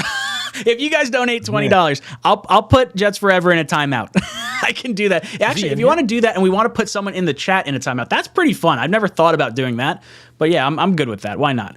Let's skip to Vincent Percone says, love the show, guys. Does Matt and Greenbean have their own channels? Yes. Oh my God. If you guys don't subscribe to Matt and Greenbean, down below in the description. Absolutely. Yeah. Matt and Greenbean, you know, while they're always on this channel, they have their own channels. They do some great work. You absolutely have to subscribe to them. If so, where do I follow them? Aaron Rodgers better announce tomorrow. Yes. In the description. Head down below and 100% sub up Matt and Greenbean. These guys are absolutely awesome. Yeah, what's up, Greenman? Freeze me right now. I'm being beckoned. So go ahead and freeze me. I'll take the lump for you if that's okay. Is that cool? I'll freeze you anyway, just because I enjoy the effect. But I'll freeze myself because that's who Chris wanted to freeze anyway. Solo. Okay, that'll do it. Sorry, Greenbean, you out of here. All right. Let's see. Johnny Boy drops in, says, tuning in late, catch me up on the meat and potatoes. You got to hang out with us, dude. You got to listen. I'm sure you've been sitting here for a while, so you're probably caught up at this point. James says, does Lazard signing shut down the possibility of OBJ or Thielen? Matt, you're on your own. Ooh, 60 seconds of Matt O'Leary on his own. Well, now I hijacked this stream. I'm not going to talk about this question. No, I'm kidding. Of course I will. Does the Lazard signing shut down the possibility of OBJ or Thielen? Not necessarily. No. I think they could still be in the market for another wide receiver. Now, personally, I made it pretty clear what my stance is on OBJ. I do not feel comfortable giving him that $15 to $20 million that he's asking for. If it was a 1-year flyer, less than $10 million, maybe a little bit of a different conversation, but not at that price point. And as for Adam Thielen, I'm really curious to see what he ends up signing for. Supposedly he is meeting with the Carolina Panthers tomorrow. So maybe he goes there and is a nice weapon for whoever they draft first overall. I think it should be CJ Stroud, by the way. I know, kind of a hot take. But anyway, I think he's QB1, but they could look to add another wide receiver. I would be a little bit surprised if they added one of those two guys, though. You're muted. Sorry, thank you. I noticed you said CJ Stroud is going to be the number 1 overall pick. I think it's a 50-50 shot between him and Anthony Richardson. I don't think Bryce Young is remotely in the conversation for the number 1 pick. I think you don't give up what I would equate. I know they gave up 2 first-round picks, but I equate DJ Moore to a first and a third. So I don't think you give up 3 firsts, 2 seconds, and a third or whatever for someone who's 5'10". Do you agree? Yeah, I definitely agree. I mean, to me, you trade up for your QB1. My QB1 in this class is CJ Stroud. So if I were Carolina, that's what I would be doing. But who knows? Maybe they like Richardson that much and they want to go up there and get him. But I think he's still a project at this point. So I don't know if I would trade up to 1 for a project like that. But I don't know. Yeah, my gut feeling is Stroud goes 1. I would say the next highest percentage chance is probably Anthony Richardson because of how he performed. I could see, Frank Reich being like, hey, give me the block of clay. I could turn that guy into a great quarterback. But I think Stroud makes the most sense based on Josh McCown's reaction to some of the stuff. Josh McCown is their quarterback coach, so I could see Stroud going 1. I do think Bryce Young winds up going 2 to the Texans. And then I think at number 5 is the perfect spot for Anthony Richardson. I think he could sit behind Geno Smith for a few years. That would be what I'd like to say. But as far as does Lazard signing shut down OBJ or Thielen, I don't think so. I think you could get OBJ or Thielen, but I think if you do that, I don't know if Elijah Moore winds up being on this team. I'd be a little surprised. Michael drops in. Michael says, let's say you have Rodgers for 2 years. What then? 2 years is not that long. What's the post-Rodgers plan? Well, you get to a year to decide on Zach Wilson. If you like Zach Wilson after the draft, like you can go through the draft. If a quarterback falls to you, you like him. You don't exercise Zach's fifth-year option, and now you have Zach go into a contract year with his back against the wall, facing off against your new draft pick. And then he's going to have to perform well. You re-sign Zach Wilson if he winds up performing well, and then you trade the other guy or vice versa. The other option is you like what you get from Zach Wilson this year. You exercise his fifth-year option, which may end up being the right move anyway. We saw Daniel Jones get a monster contract. If the fifth-year option is going to wind up being $25 million, and you know right now Rodgers is at least doing 2 years, maybe you just say the cap hit of $22 million or $28 million for Rodgers in 2025, plus like a $25 million cap hit for Zach Wilson on his fifth-year option in 2025. Maybe that $50 million lump sum of quarterback is enough to hold on to Zach to just see, hey, his upside was enormous. And worst case scenario, if he's not the guy, it's only Woody Johnson's money. We have dead cap anyway, so it could be a lost season. It's not going to affect any of our guys trying to re-sign. The only guys you wind up losing are probably Mekhi Becton, Denzel Mims, and Elijah Moore, which I don't think any of us are going to be overly beat up on. Green Bean, what do you think about Rodgers staying for 2 years? What do you think the plan is post-Rodgers? Well, I think it is Zach Wilson at this moment. I mean, I really do. I believe what they're saying. But you know what? Like 2 years is not a long time on one end, but it is a long time on the other end. Like, dude, 2 years from now, it's an entirely different NFL. Salary cap is way higher. Like all sorts of things are going to change. I think that the Jets, if we get Aaron Rodgers, focus on right now, get everything in here that you can to ensure that you win with him and then deal with it. Joey B skips the line. Thank you so much for sending the $10 super chat. He says, I think Rodgers' trade gets announced tomorrow. Then an hour later, he goes on Pat McAfee's show. He should his wish list should have been Lazard, Jamal Williams, and Bakhtiari, players he could really use. Bakhtiari restructured his contract, so the Packers were not going to eat additional dead cap unless they weren't going to eat the dead cap from Rodgers. Then that would have been like a weird offset sort of situation. I think they're holding on to Bakhtiari because they have their young quarterback in Jordan Love. They don't want to have a new tackle there, trying to protect him in an evaluation year. I would love Jamal Williams. I would really like that. I like the Lazard signing. Matt, any thoughts on Jamal Williams? I like Jamal Williams. I wanted the Jets to sign him a couple of years ago when he went to the Lions. He was one of my favorite guys in that offseason. I think he's a really nice complementary piece. He's good in the receiving game. He's a good blocker in the backfield. We can value that. And he had a really good run in Green Bay when both Hackett and Rodgers were there. Makes a ton of sense. Guys, if you're just tuning into the stream, make sure you hit that like button. For every 25 likes we get on this stream, we're going to pick a t-shirt qualifier for the end of this stream. And if you retweet the stream, which is linked in the pinned comment in the live chat, you'll be qualified for our jersey giveaway at the end of the show. So someone who retweets the stream is going to win a new jersey. You don't have to be a Jet fan. You'll get whatever jersey you wind up wanting. But all you got to do is retweet the stream. Chris Krug drops in with a super chat, says, where is the Super Bowl tailgate party? I'm about to buy my Super Bowl tickets. I threw $100 on the plus 2,500 odds for the New York Jets. I have never done that before. I feel super confident, which is entirely concerning for me. Matt, how do you feel about the Jets Super Bowl odds? I don't know what they are now. I think I saw plus 1,500. Is it 15? Okay. Good for them. It's obviously a long shot play. I might have to put a little scratch on that if I know myself, but that's a good thing. I like to have fun. I want the Jets to be in it in the Super Bowl. Let's go. Famous J drops in, says, Rodgers for Elijah Moore and a third rounder. Let's go. Yeah, I would love that. I don't think that's actually going to happen though. Night Stalker comes in and says, Bean, I remember you when you were clean-shaven Herminator. Ooh. That's right. Green Bean, you didn't have facial hair? I just assumed you were born with that coming out of the womb. Yeah. He does remember. I know Night Stalker, and he put Herminator. That was his Jet Nation handle many, many moons ago, and he's a great dude, man. I got to hang out with his son, and he came up from Florida for our tailgate that we ran with Matthias Simon, who's in the chats all the time, for the greenhouse. Yeah, man. And I was clean shaven. I was young. I was a young buck back then, Night Stalker. Tigo dropped in, says, Lions signing David Montgomery, Jamal Williams might not have a home.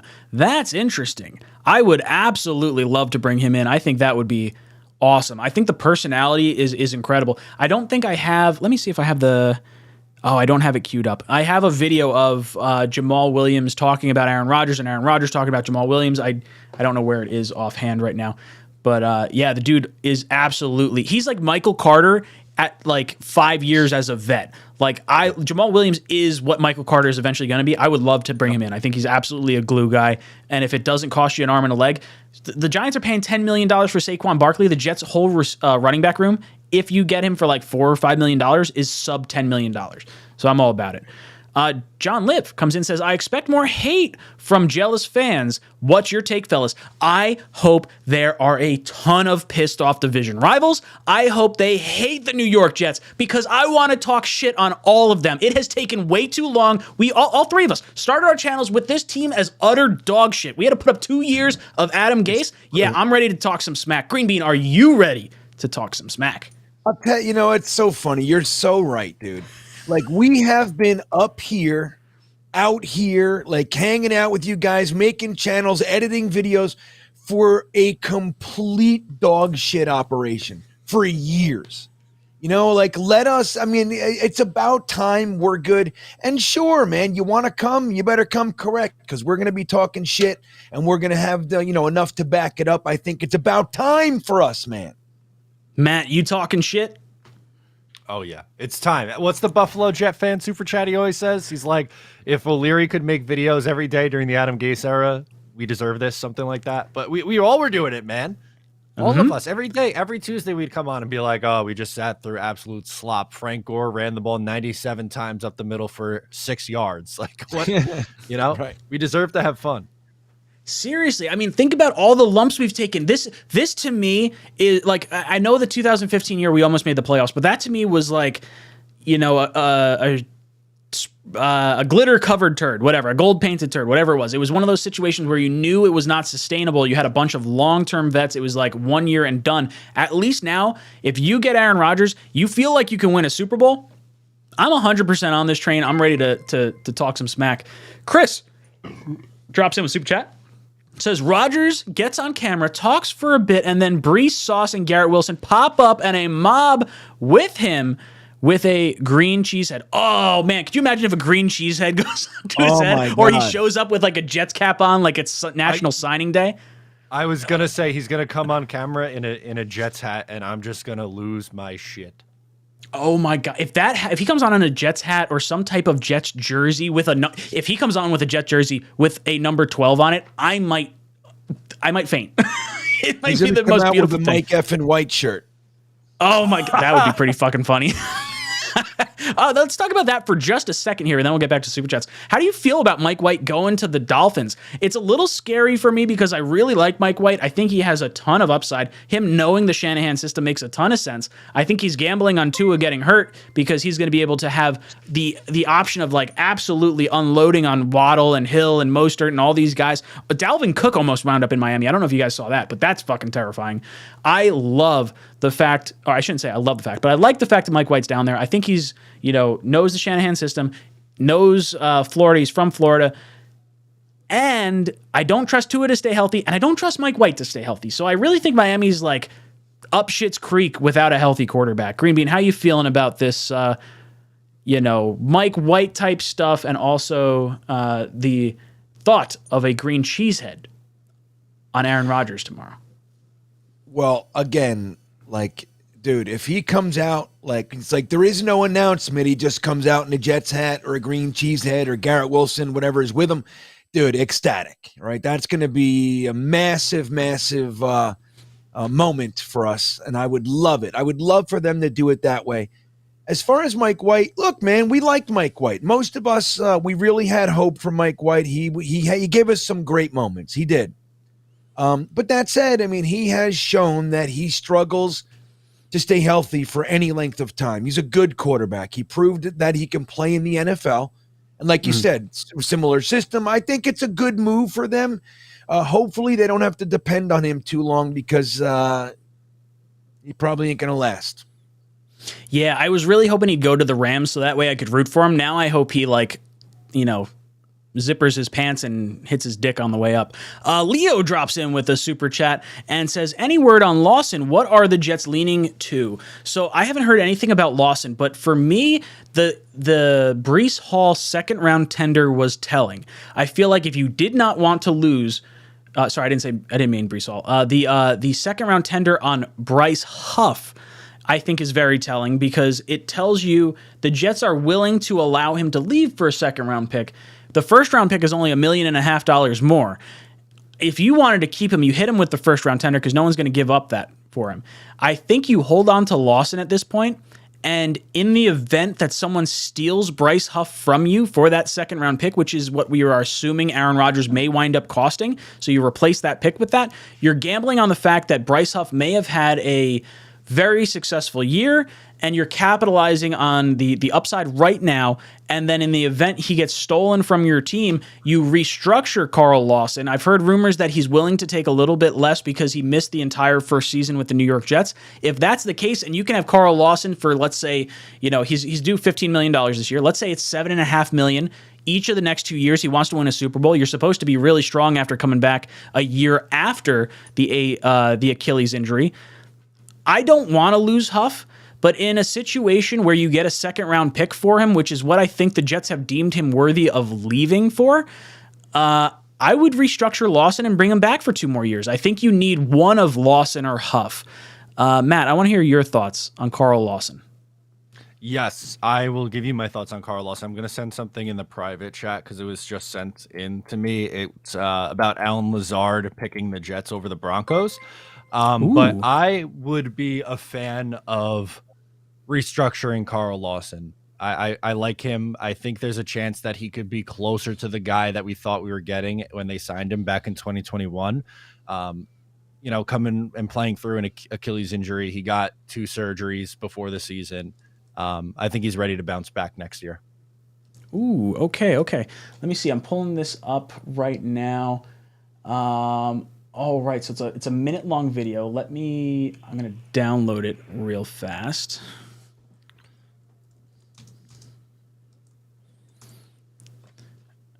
Let's see.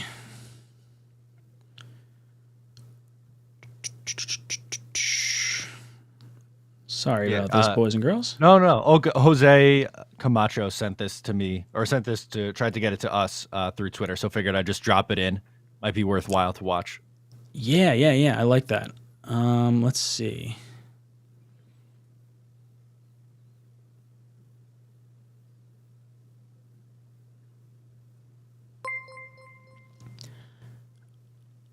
All right, I think I got it queued up. So I'm gonna wait for Green Bean to get back, and then we'll play that video about Lazard possibly going to the Broncos.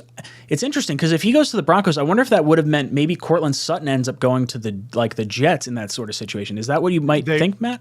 They would have had to trade one of their receivers. Which Sutton, Jerry Jeudy, or who's the other? Who else is there? Hamler? Is it KJ Hamler? Yes. Yep. Yeah. Okay. But Sutton would be the one that would have interested me in that spot.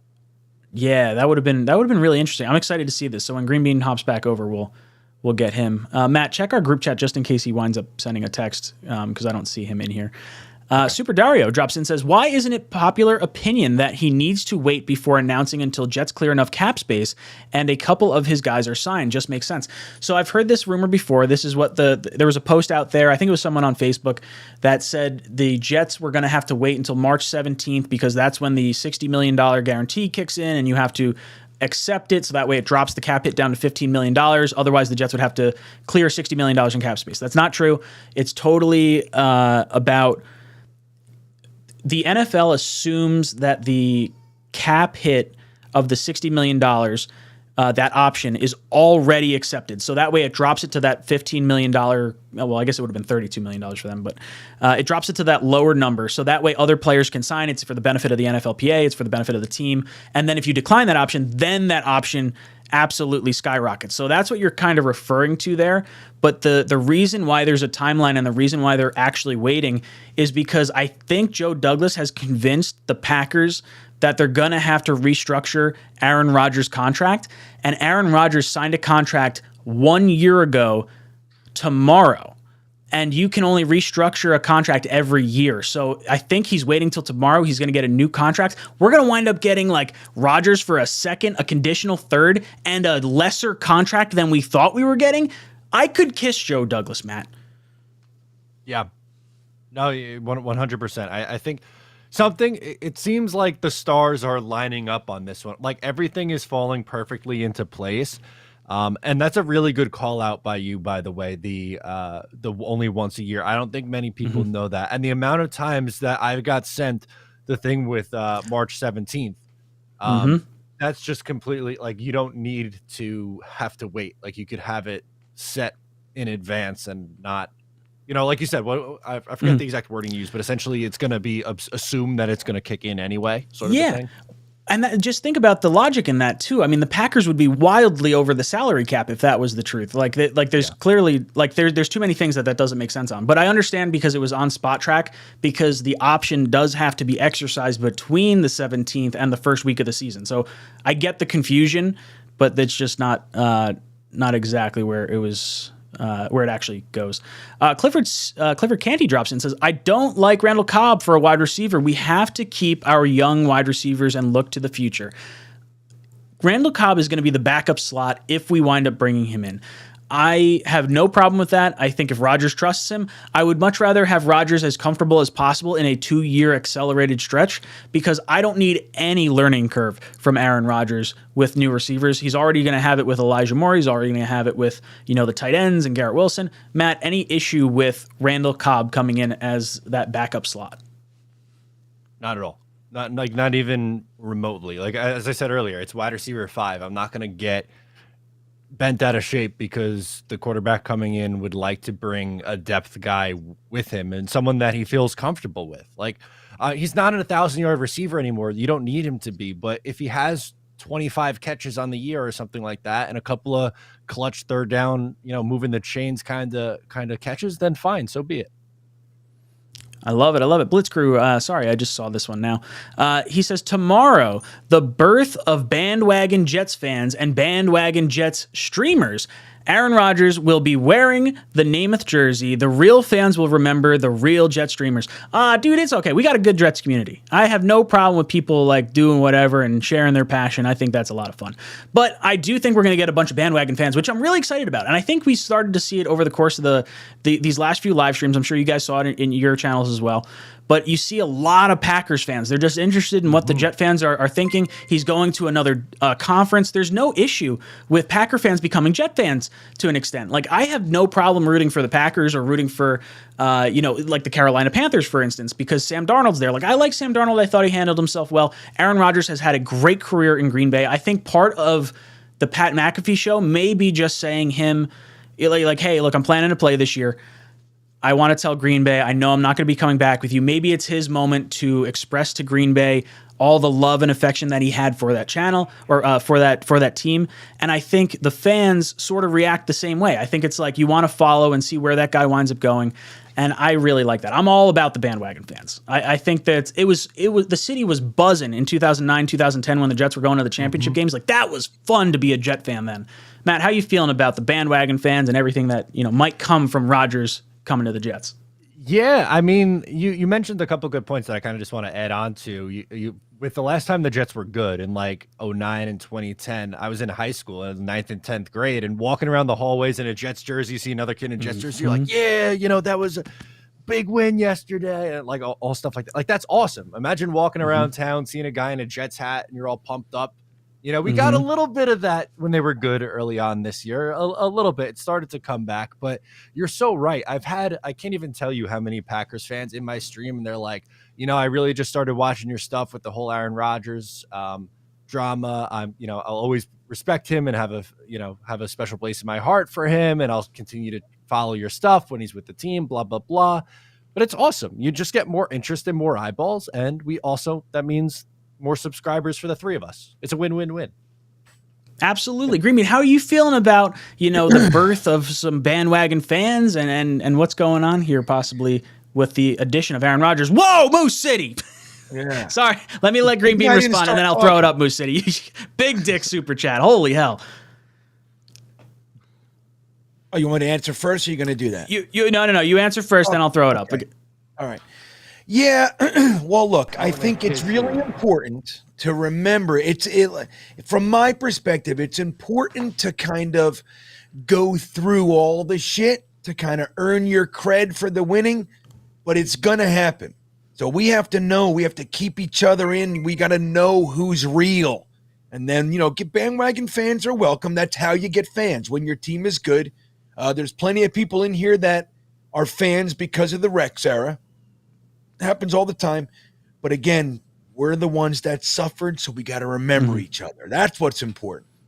Well, that's what's cool. It's that familial, community-driven aspect. Like the true fans that are in here that have sat through the fucking Adam Gase years and like all these miserable seasons and still sat through every friggin' loss and like not necessarily enjoyed it, but watched every snap. Like, we're not forgetting you guys. Like that's you guys are the truthers. But the bandwagon fans are fun because like whenever I see the Giants go to the Super Bowl, like I was a senior in high school and then I was a senior in college when they won the Super Bowl, and like I saw little kids doing the little cruise shuffle, and I'm like, man, there's a whole generation of young kids that love the Giants because they're a good team, and then they do it again, and like there's such a surge of young Giant fans, and I saw a little bit of that with the Jet fans in 2009 and 2010, but there's a gap, and it's noticeable. Matt, do you notice that same sort of divide with like the Jets and Giants because of the success that we've shared or lack thereof? Yeah, I definitely. It's not the same when both teams were good and both teams were relevant. Like, I don't know, people don't care. It'd be like oh, Jets suck. It'd be like, yeah, I know they do. I agree with you. Or Giants suck. It'd be like, yeah, we do. I don't know, but when both teams are good, more people are interested, and you get the casual fans involved, and that's when it really gets fun. Yeah, 100%. Moose City with a Mondo super chat. Thank you so much. He says, 1 o'clock, getting ready. The answer, let's go!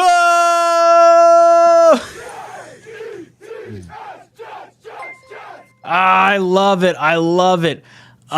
So, Moose City, I didn't see. Do you want to freeze one of us out? You do get to freeze one of us out if you would like. If not, I totally get it. I'm going to need you guys to look for it, though, because I got to go to the bathroom really, really badly. All right. AI Ron Snowboards drops in, says, Aaron restructured 1 year ago. Today, can't restructure till 1 year is up. Aha, he restructures tomorrow. The trade goes through. Yep, absolutely love it. Good notes. John says, we have no other choice than Rodgers. Strap in. I love that too. Kevin comes in, says, Browns have number 42. If we trade more for 42 and keep 13, 42 and 43, trade 74 to Green Bay, trade Davis, free agent center. How do you draft? That's a lot of words right there, Kev. Yeah. So if you trade more, I just don't want to trade more. I really don't. Like, even for a second, if it's a top end second round pick, I think you consider it if they don't want to like retain him in the future and you're planning to do something else. I do think Davis is going to be part of a trade package because I think it almost fluffs up the trade value where you have like, you don't want to embarrass Green Bay possibly in a trade where it's like, why is he only going for a second round pick? He's a Hall of Fame quarterback. You fluff up the trade with a Corey Davis or some other players and maybe it looks a little bit better. I'm going to go to the bathroom. You guys can look at this super chat. Okay. Yeah. So there's a lot to unpack. There's a lot to unpack here, Green Bean. There's a lot of words there. So it's a third round pick, Corey Davis, going to Green Bay, and you keep 13, 42, 43, and add a free agent center. Okay, so then one of those picks, I would imagine, would have to be wide receiver, unless is your assumption then you're assigning an Odell or an Adam Thielen or something like that. Right. Well, look, you're getting the center, but you're not getting a tackle in this scenario. So we still have that, right? We need Tackle's that. one. Right. So you got 13, 42, and 43. That's kind of what we're looking at. You know what? I might still grab a center. Well, depending on who it is. But let's say Well, let maybe like because if we get a free agent center, obviously that fills the void. But then why not? Like, what if he's going to be here like 2 years, kind of a thing, and you bring in a John Michael Schmitz or a Stromberg or an Avila, and they have versatility too. They can move around a little bit, and then you're ready for the next guy. You know, for when this guy's gone. You're ready for it to come in, but maybe not. Maybe like you said, wide receiver. So you get a tackle, wide receiver, and then go defense. See what the best player there is of defensive tackle or safety and wrap it up that way. That's what I think we'd do. Or you know what? If you want to, Greenman, you want to get nuts. I know you love moving around the draft. What if you package 42 and 43 to move up back into the first round? Oh, well, who you moving up for, Matt? I like it. Yeah, maybe you're moving up for who's the wide receiver, Jackson Smith and Jigba, Osiris Torrance, something like that. Addison, maybe. Yeah, sure. Yeah. There you go. Now we're talking. But there's Twitter game out there right now saying that Aaron Rodgers is going to push all of our players off the team. So maybe I've heard people say that. It's like, oh, calm down. I know You're getting ridiculous. So guys, I was streaming yesterday, like for the deadline at like 12 o'clock, and Becca was taking Shay to the doctor because she's not feeling good. And I was like, she's like, hey, could you lift the car seat or the whatever it is, the carrier down to the garage because we're below the house. And I was like, yeah, sure, I'll do that. But I ran down 2 stories and I came up. I was gone for maybe a minute and a half. The whole chat decided to go, Aaron Rodgers. So the entire thing just like all the way up. And I came back in a panic. It was like my heart rate went through the roof. I was like, oh my God, what did I just miss? It's been 2 minutes and the whole chat just went bonkers. Oh, sorry. I just skipping a little bit of the stream that made me think of that. Wrong Verb comes in and says, I love these Elijah Moore to the Packers as part of the Rodgers trades takes. Like he didn't tell Matt LaFleur's little brother to go fuck himself. That's a great point. Like, yeah, like there's no way Elijah Moore's going to Mike LaFleur's brother's place. Like, yo, go kick rocks. I didn't even think of that. That's a great Wrong point. Verb's good. Fantastic point. Yep. Absolutely awesome. Brian Bogan comes in, says, A-Rod is going to McAfee to confirm that AJ Hawk did not know anything, doesn't want people to think he is lying. Oh man, if it's going to be such like a wet noodle or wet towel or wet blanket or whatever if he doesn't announce something tomorrow. It's got to be something else. Greg agreed. C. He comes in, he says, how good do you think our wide receivers will be with great quarterback? Does Aaron Rodgers pass the door test? Matt knows what I'm talking about. Matt, what's the door test? You fill me in. Is this the Jamal Adams stuff? They get locked out? No. So here's the deal. I have been, if you tune into a Jake Asman live stream, if someone's annoying him, he will ban them for 5 minutes, and he says he's putting them in the shadow realm. So one of my 9 million streams waiting for Aaron Rodgers, I said I'm going to take one from Jake Asman and do that. But instead, someone commented and said, "Can you say you're going to put him in the bathroom, like from the movie? Put him in the bathroom." So I've been doing that, and I've been hitting the button. So hopefully this comes through. Put him in the fucking bathroom. Get him out of here. It did come through. I love the drop. I love the drop. So I hit the drop, and then I put him in the bathroom. But that's the door test is from the movie, Bronx Tale. I love it. That's awesome. I'm a fan. I love it. I like it too. That's great. I think Aaron Rodgers passes the door test. Greenby, do you think Aaron Rodgers passes the door test? And what do you think about our wide receivers with great quarterback play? Well, so if he passes the door test, that means that when we open his door and he sits in, he would unlock our door. Yeah. I think no, he does not pass the door test. But that doesn't mean he's not a good quarterback. But I just don't think he does that. I think that he waits there and thinks, open your own fucking door. That's what he says. Leo drops in and says, what about Cooks from Houston? Would he be worth too much? I don't want Brandon Cooks, I'll be honest. Ryan King dropping in with a $20 super chat. He says, Hey Ryan, sorry about the emotional segment last night. Oh, it's all right, dude. That was fun. I hope you and your dad reconnect. I would not want Cobb. I would love D-Hop. I would not like OBJ either. Yeah, I don't love, like, OBJ kind of scares me a little bit. Cobb, I don't necessarily want, but I think it's, I would call it like a necessary evil almost for getting Aaron Rodgers. And like that, I'm pretty cool with. But as far as that, it was just like Ryan's father passed away. Real Jet fan, strong Jet fan. So unfortunately, hopefully your dad's watching this season from above, Ryan. But do you want to freeze one of us? You get to freeze one of us, Ryan. Let us know. We're with you, Ryan. Yeah. Now, as far as Cobb, D-Hop, and OBJ, I would say no to D-Hop. No. I don't particularly want Cobb, but I don't care. I would love D-Hop, and I would maybe not prefer OBJ. Matt, is that where you fall on this? Yeah, that's agree. Hard agree. You just laid it out perfectly. OBJ, it scares me with the injury concern. Even more so, like, I know the off the field stuff I don't love either. I just think he'd be a little bit of a head case, but injuries is worse for me. Green, how do you feel about Cobb, D-Hop, and OBJ? Yeah, I agree 100%. And I think, like, look, if OBJ, I think you mentioned it earlier, Ryan, maybe it was Matt, but like if he decides to come here, he agrees to come here on like an incentive-laden contract, and that shows a little something to me. I mean, maybe he's kind of, he's looking for the ring. He wants to, he wants to be a winner. He wants to show he's a part of the organization. Maybe. But I'm really hoping that they don't go for this guy. I'm really hoping that get him everybody else he asked for. I don't care. Just OBJ's the last on my list. Ryan, I've gotten 4 messages asking for the Lazard video.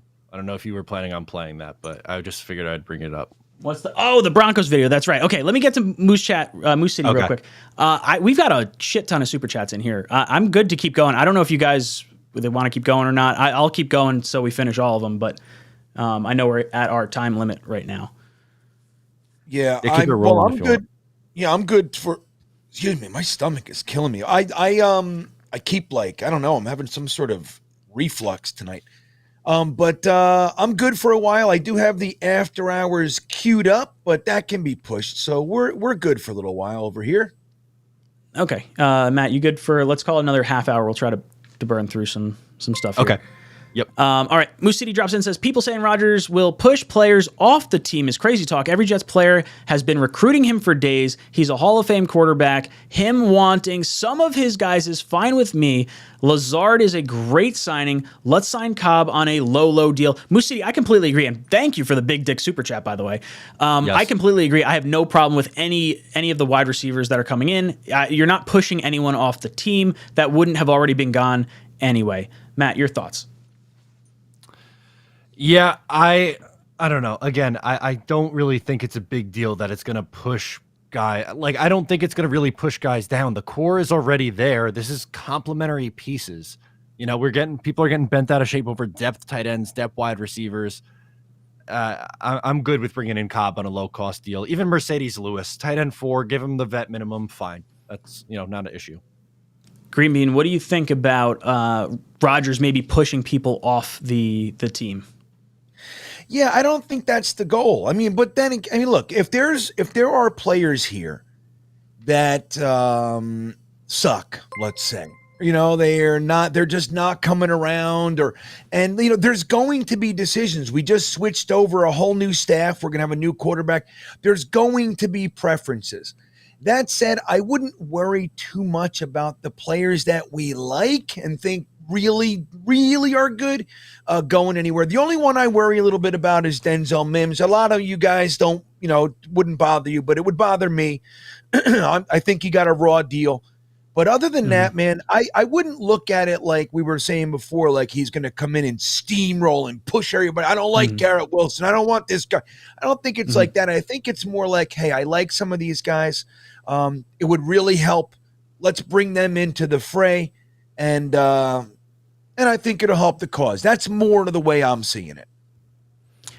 Card Cave Central says, I lived through the Rich Kotite, Todd Bowles, Adam Gase years. I deserve this. We deserve this. Yeah, I completely agree, dude. Okay, let me get over to that video because I completely forgot about it. So here's the video about Allen Lazard and the Broncos.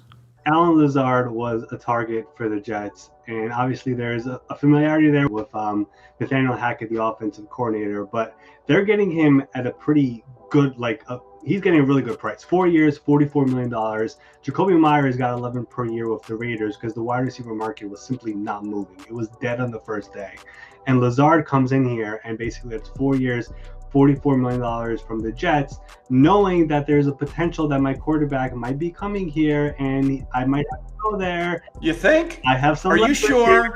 Are you sure? Exactly. So his agent did a good job over here, got the price up, and it looks like they're finalizing this deal. What I will say is that there was another team trying to get Allen Lazard here, and it did get close in the end. That's not his agent making up stuff.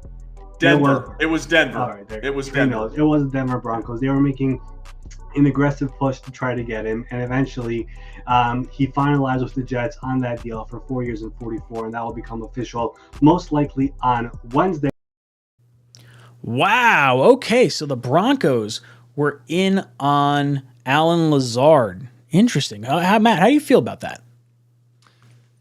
Yeah, I mean, I think they would have had to move one of their wide receivers, but I think it's really cool that Lazard chose to come and play for the New York Jets. I think it points to who's coming to play quarterback, right?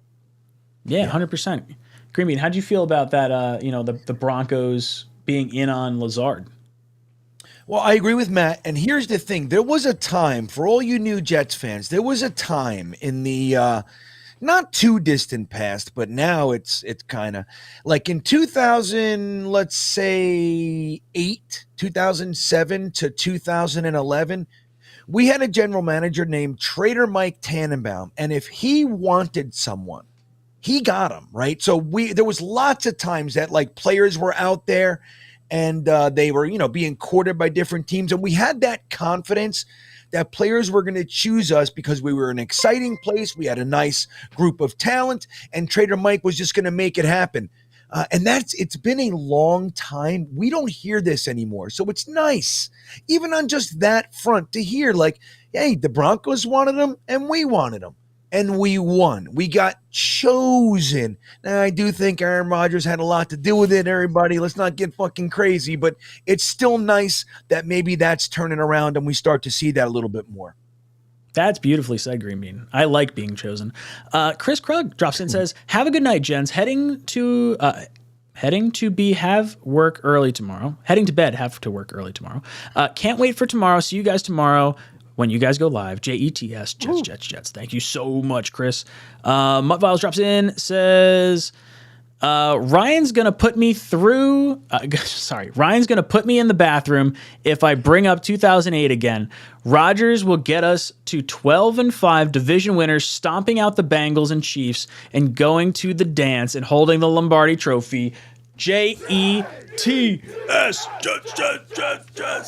I love it. I absolutely love it. I was going to say, I think we'll get to 13 wins. I think that's absolutely possible. And I love, where we came from with the whole Brett Favre stuff. We were number one in the whole NFL.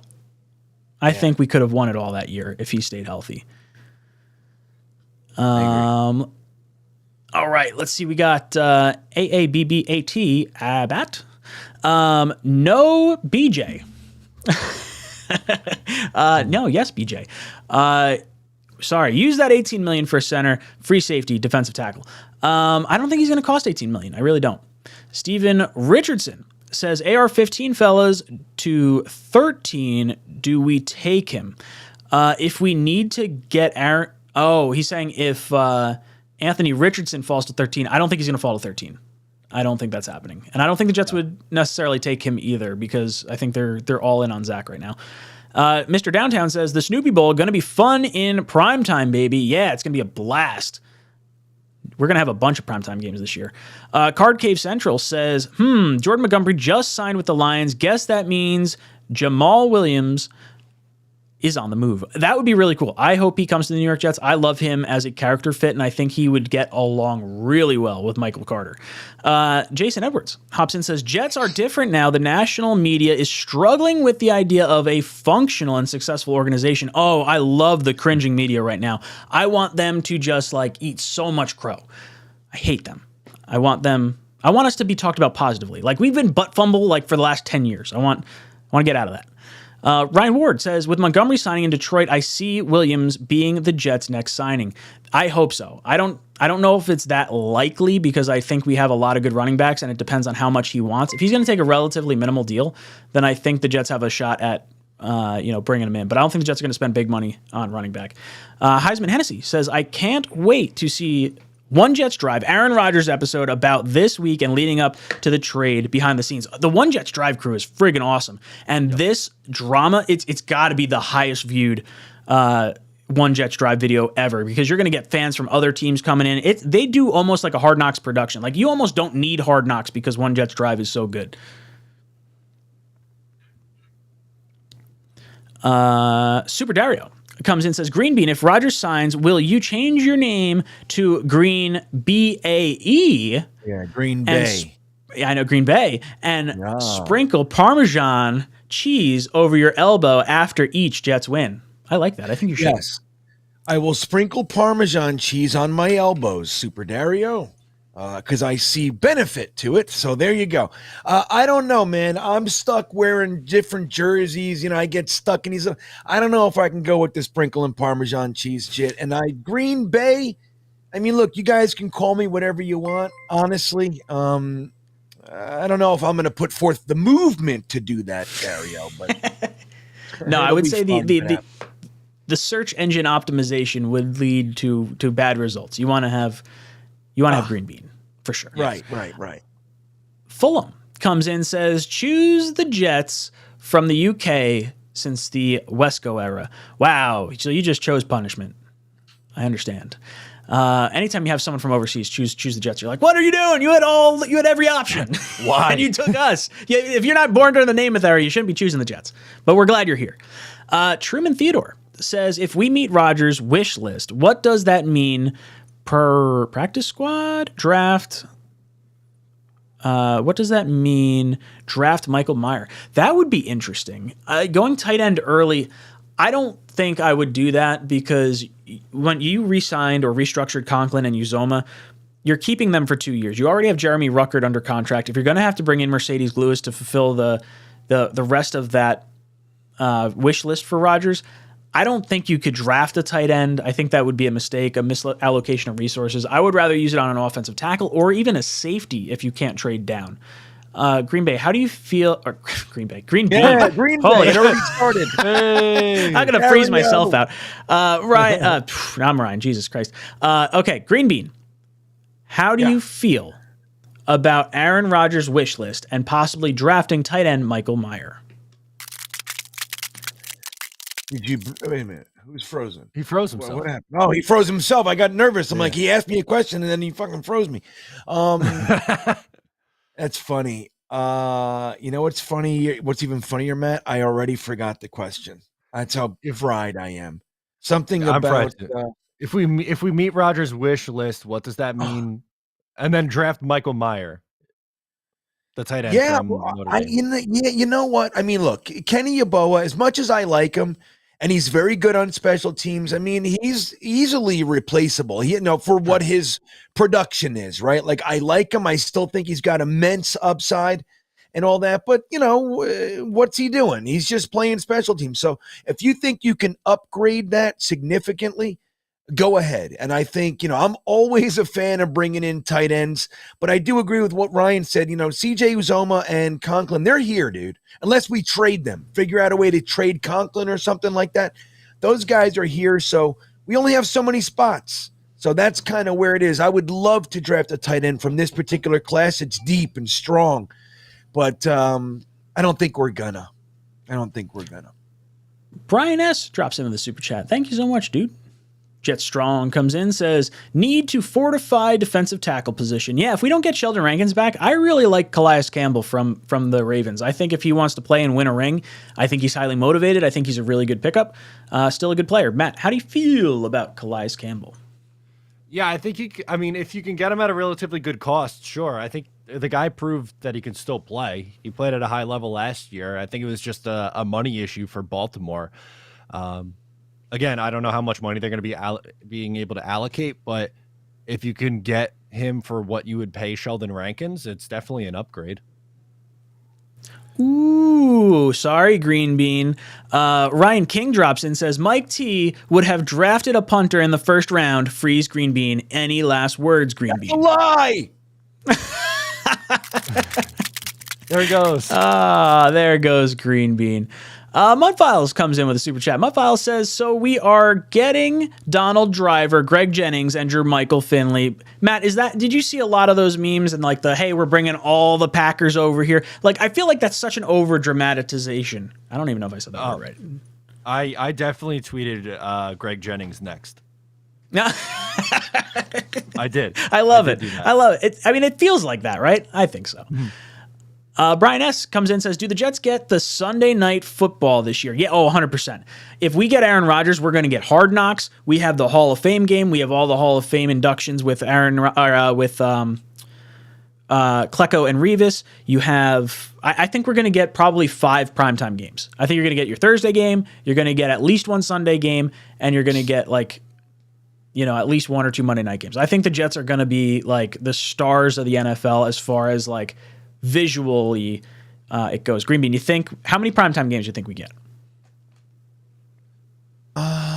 It's obviously contingent upon just assuming we get them, right? Assuming we get them, I think that we're going to have 4.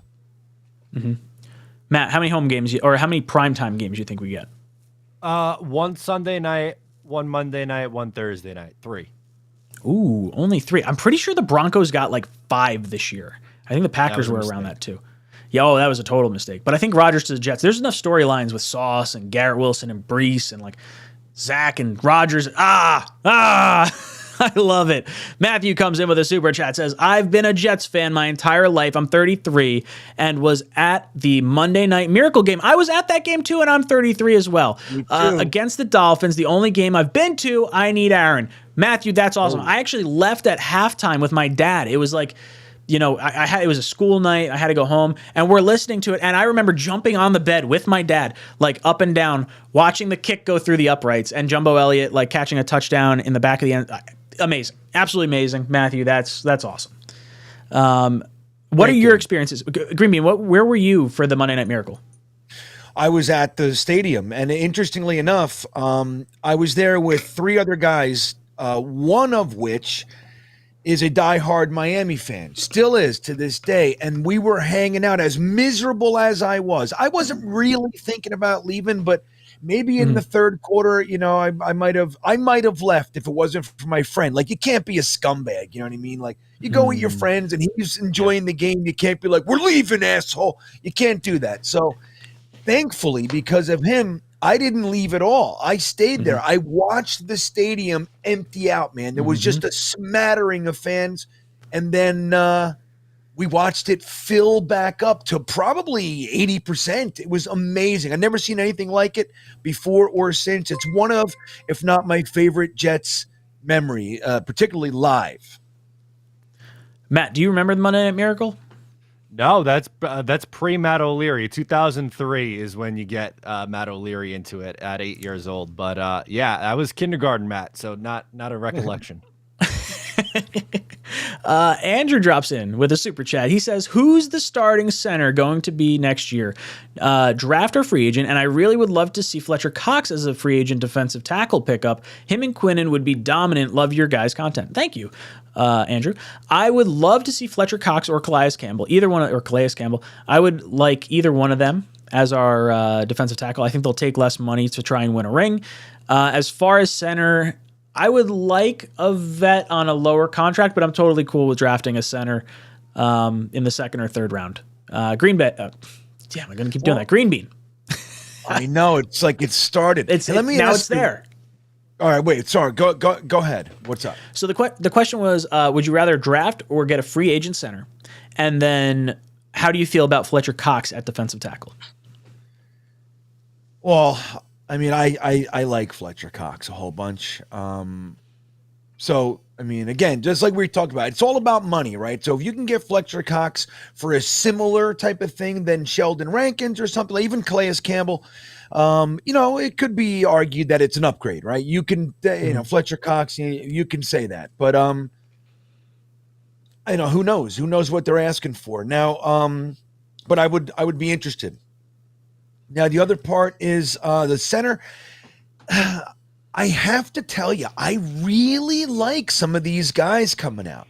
Like if we're able to pull in John Michael Schmitz, I think he's amazing, dude. Like I think and we were breaking him down a couple weeks ago in the beanbagger thing that we do, and it was like, dude, he's literally among the best center prospects to come out in 5 years. Like he's that good. And I don't know, I would love to I think there's not going to be a problem with him, but I understand the idea of wanting to, you know, not risking it, right? You risk it with a kid, but even though he's a great prospect, you never know.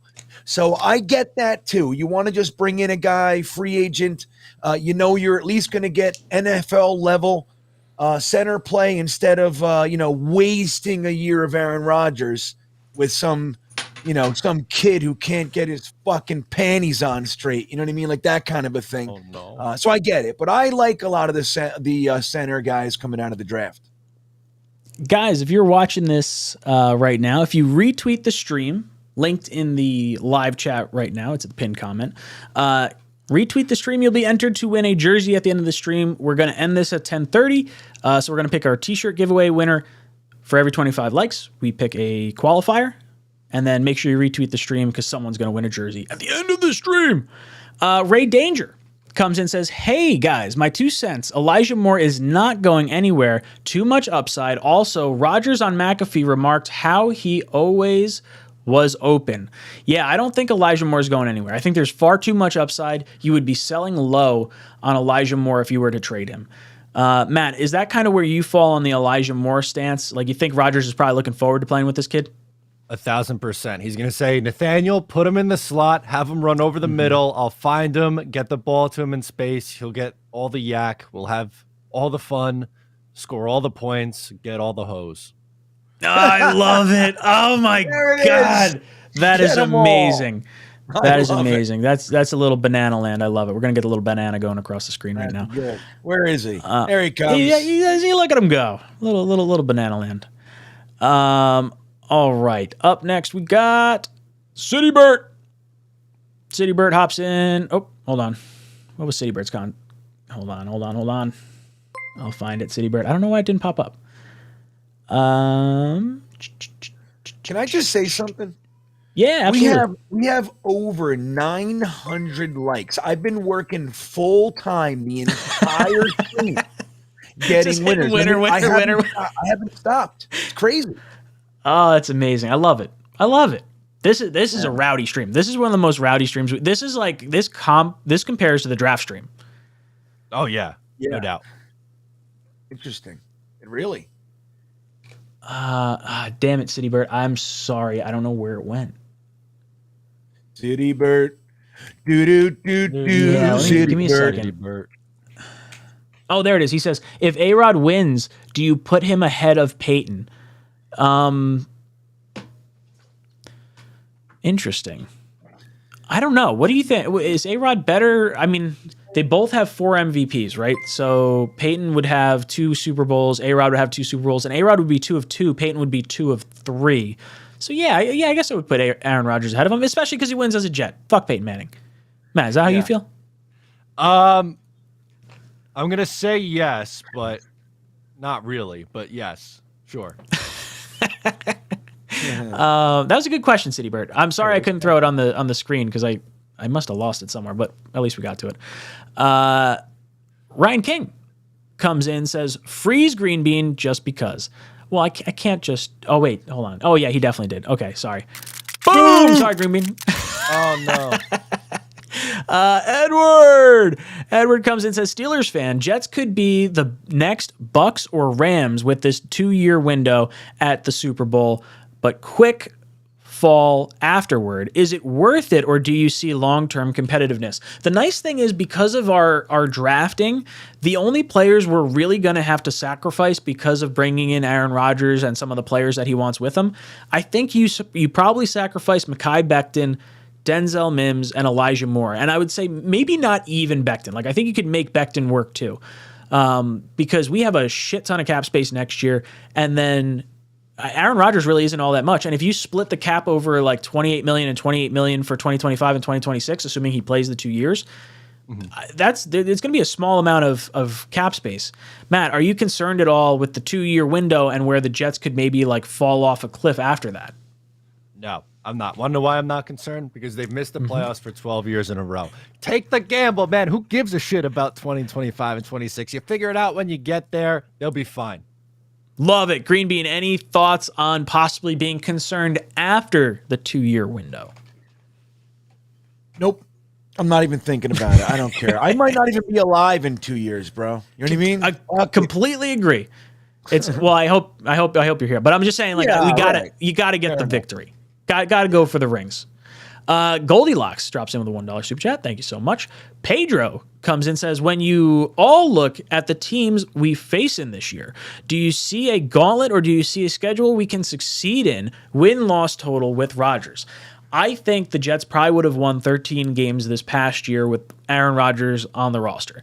So this next year, I know it's tough. I think we've got the AFC West, the NFC East, and then I'd have to look at see what other AFC teams we wind up facing. But I think if you have Aaron Rodgers, I believe the NFL is an any given Sunday league, and I think Rodgers can go toe-to-toe with any quarterback in this league, and I think our defense can shut down any quarterback in this league. So as long as Rodgers is healthy and as long as the defense is healthy, I think the Jets are 100% should be favorites for the Super Bowl.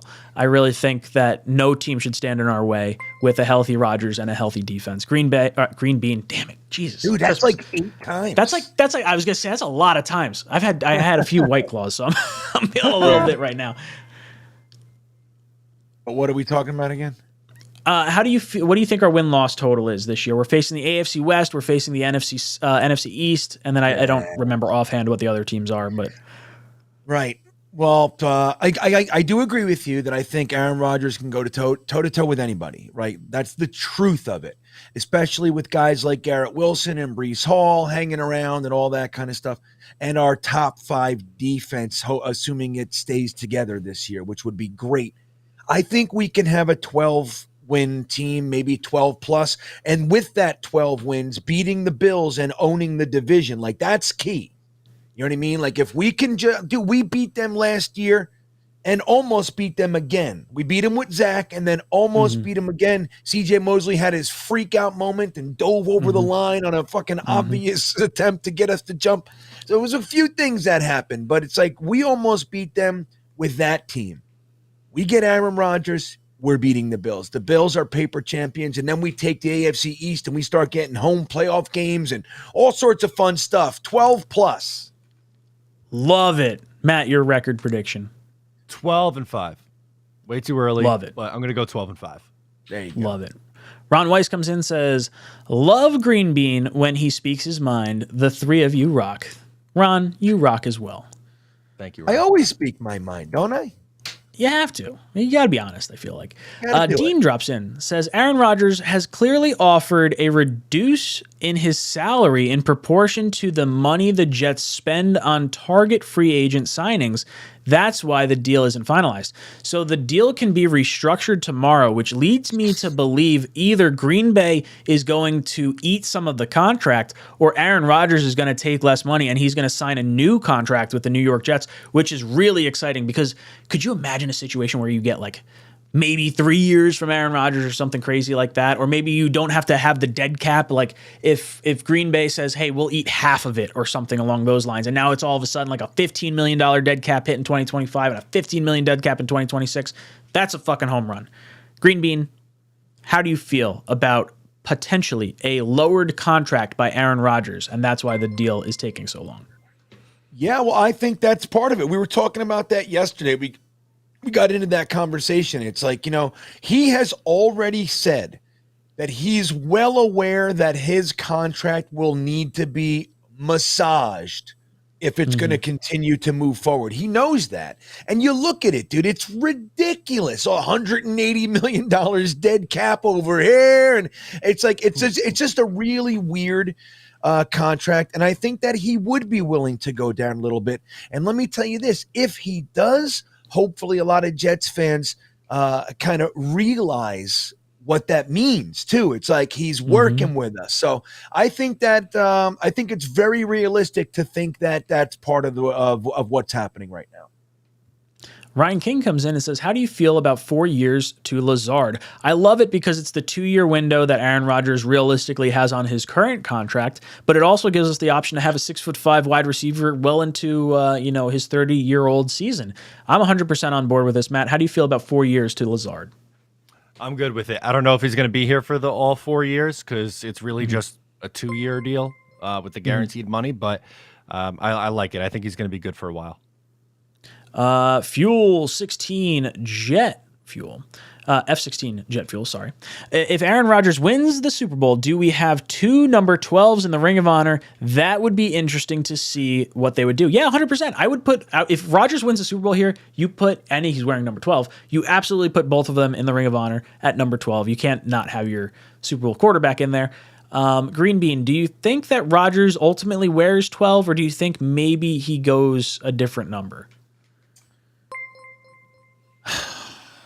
I think he's going to wear it. That's what I think. Yeah. And I think we crunched it. It would be so cool. Only positive, we've talked about this. It bothers the shit out of me. And I think that he should say thanks, but no thanks. But what if that's what it takes to break the curse? I know, I'm superstitious, dude. That's why I want it. Namath already offered it, and I think it would be really cool to see a ceremony and watch Rodgers don it, and the 3 alternate jerseys for the year are the old retro white jerseys. I would be through the roof. I think that would be the coolest thing to see on TV. Yeah, dude. I mean, the curse, anybody who doesn't believe in the curse, look, Joe Namath didn't sell his soul to the devil, right? He didn't sit down with the devil and sign a contract. That's not real. But there's something. There's a very real negative energy about this franchise, man. It's real. And we need to do something to kill it. What'd you say? It's the Namath, yes, he did? Guy's an idiot. I'm kidding. Ryan King says, we have 10 home games this year technically because we play the Giants away, only 7 away games. Yeah, that's beautiful. I was saying before, if we had gotten Derek Carr, we had a away game in Vegas, we would have had 11 home games had we signed Derek Carr. But yeah, 10 home games for the New York Jets because we play the New York Giants away. Jason says, Yankees won last night. Yankees won that night against the Mets as well on the Monday Night Miracle. Fun fact, Cole's first touchdown that night. I did not realize that. I was really young when that happened, but I wouldn't have realized that was Cole's first touchdown.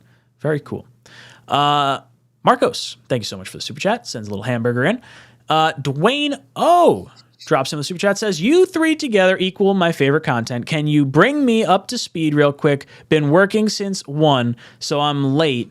I only saw the Lazard news. So that's really the big news. But Aaron Rodgers is going to be on Pat. Nate Herbig signed with, what was it, the Steelers? Was that the one? Yeah. Marcos, no! Yeah. I love it. Thank you so much for joining the channel, dude. I think as far as stuff that has happened, Nate Herbig winds up signing a contract with, I thought it was the Steelers. The Jets signed Lazard, $22 million fully guaranteed for a 4-year contract. Love that.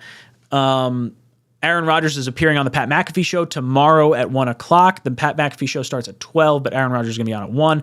A lot of us are thinking he's going to announce that he's going to go to the Jets on a new restructured contract because he restructured his contract on March 15th last year. So this is the 1-year anniversary of his contract restructure, and he said there was a time limit on it, so we think that's the time limit, and that's when he'll announce it. So fingers crossed that winds up happening. Matt, any other updates that I missed there? I I was only half paying attention, but from what I heard, no, Hey, I got welcome. lost. I'm sorry. I was checking in on how we were doing on the retweets for the jersey giveaway.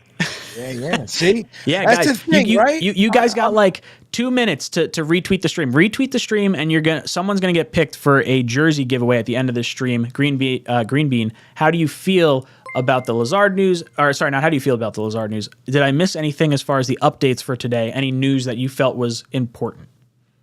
No, you covered it, I think. I mean, obviously, well, let's assume he doesn't know that we re-signed Greg Zuerlein, so we locked him in. There you go. So That's a good right, move. we lost Herbie, which is a hit, dude. I really I wanted to re-sign him. Now it takes away. Look, he started all season for us, man, pretty much. So it takes that away, and it's a bummer. Even if it's depth, good for him. He worked it, he made it, and everything. He's going to get some money. But that's a hit for us. So we got Zuerlein. We re-signed Quincy Williams. I don't know if you were paying attention a couple days ago, but I did see that. I like it. And I think the biggest thing, like Ryan said, is that Aaron Rodgers is going to be on McAfee tomorrow, and a lot of thinking is that it's specifically to announce what's going on. But what else is there, man? Did we lose anybody else? We thought we lost Connor McGovern, but we didn't. Now, look, I got to tell you, the contracts that are going out there for the centers, like Pochik and all that, it's like it's not as high as I thought. So maybe McGovern's price will be lower. I would bring him back. I have no problem bringing him back on a lower deal. I don't like. I really like to upgrade from that position, but I'm okay bringing him back on a lower deal. Like if he's going to cost like $7-8 million. Right. Yep. We had him Like, for bring what, him 11, back 10 for a year. Yeah. Well, look, why don't you bring him back for a year and then use your third on Weipler? You know what I mean? Yeah. Now we're talking. Yeah, I like that. JT2K26 says no one is scared of the Dolphins. I'm a little scared if they stay healthy. But if they're not healthy, I'm not that concerned. The main catch comes in and says, you three are part of the reason Jets, team, and family are turning things around. Proud of you, men. We love you, dude. That is awesome. Yeah. That makes us feel good. I really enjoy the community that we wind up having here. Like this Jet fan community we deserve to get rowdy and be excited. It's been far too long. This year was just a little taste of what we could have, and this year is going to be unreal. Absolutely ridiculous. We're getting to the playoffs this year, and we're going to go far. Yep. All right. We have reached our jersey giveaway.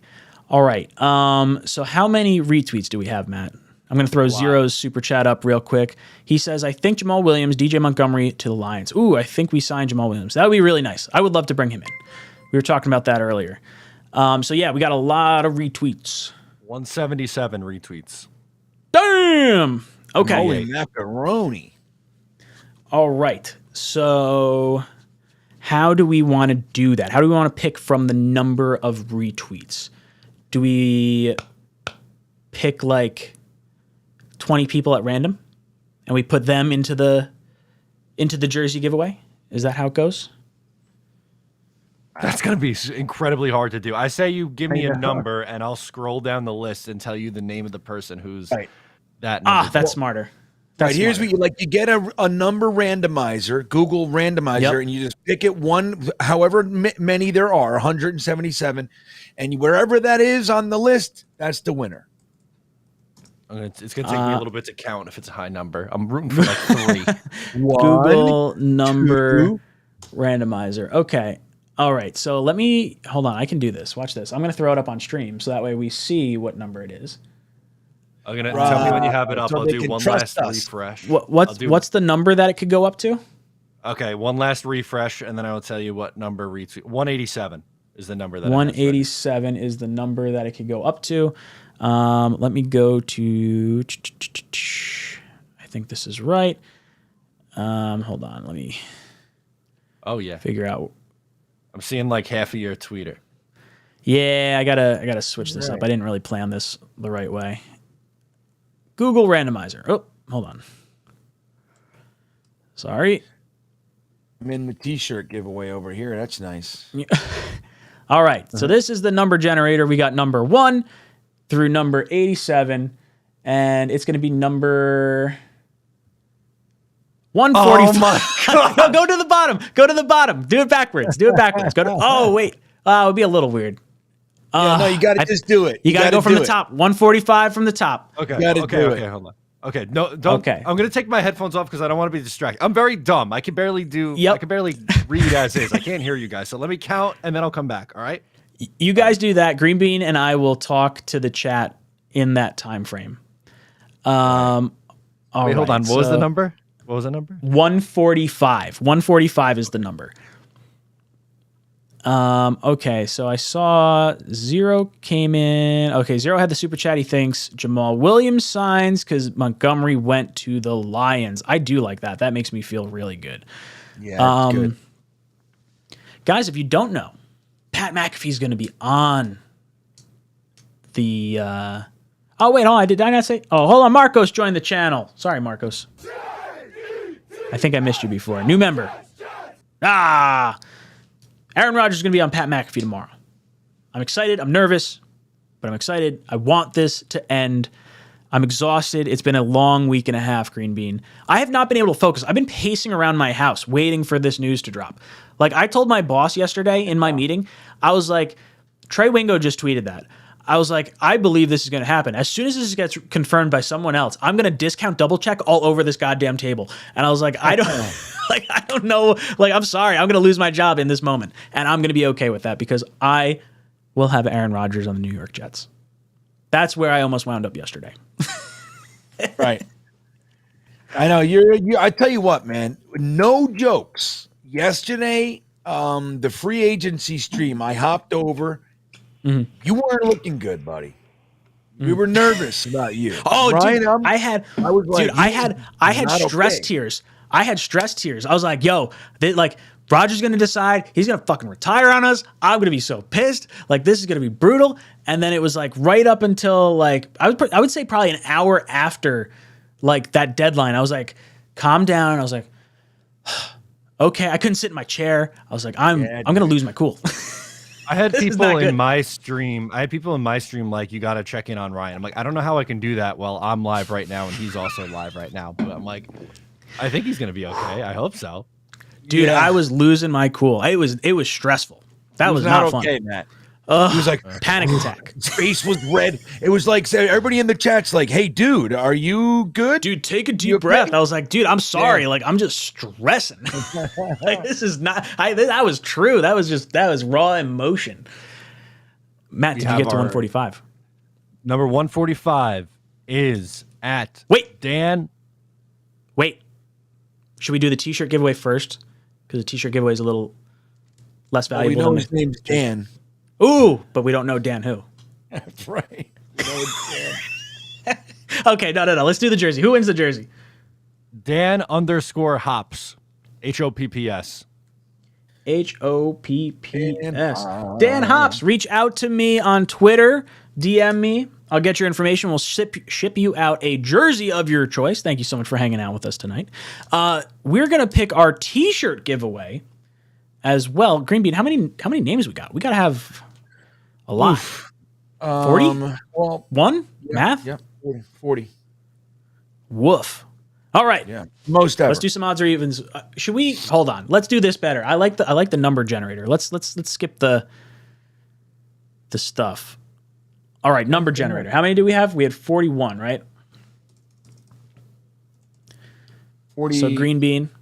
Wait, let me see. 1, 2, 9, 20. Yeah, I got 40 even. 40 even. Okay, pick one more. All right, one more. Let's see who it is. The next one is the lucky one. Let's see who it is. All right. Okay. Tigo was the last guy. Oh, my God, my stomach. Indy Jets. There he is, our good buddy Indy. Jay, you're in, bud. All right. So we've got 41. So, Green Bean, you're going to count from the top of your list. And it's going to be number 11 from the top of your list. Who we got? All right. 1, 2, 3, 4, 5, 6, 7, 8, 9, 10, 11. Tom Cahill. Ooh, Tom Cahill wins a shirt. Oh, that was so weird. That was so easy. It was so fast. Yeah, I like the random number generator. I've never used it before. Yeah, that's how I do my contests. The same generator. That's way easier. I like the odds or evens, but that was like we had a lot. I'm not doing odds or evens for 40 people. We're already 40 minutes over. All right, boys and girls, that was a lot of fun. Let's go around our panel, give our closing thoughts. Green Bean, any last words for our panel? Well, I'm going to be doing an after-hours show. My stomach be damned. I'm going to be doing it right after this. We'll just go. I'm going to take a leak and start the show because we're running a little bit behind. So, yeah, go over to Green Bean Jets Fan if you're looking for more Jets talk. We get intimate. I changed the lighting to a little different color and such, and we have some fun. Wow, wow, wow, wow. That's right. We're like, oh, yeah, that'll happen right after this stream. Matt, any last words for our panel? We are just over 14 hours away from Aaron Rodgers saying he's a New York Jet. Let's effing go. Let's fucking go, boys and girls. Oh, bring it back. I'm excited. We're going to have Aaron Rodgers. It's happening, boys and girls. We're going to have our franchise quarterback. We're going to go win a Super Bowl. We're going to get a few more players. I love it. Tomorrow ends our misery. This is Jets Talk signing off. JETS. I think every single person in this locker room is a competitor at the highest level. So, yeah, when you feel as if your backs are against the wall, you never have to feel like you got to do it by yourself. Unbelievable throw. Under pressure. Sacked by Quinnen Williams.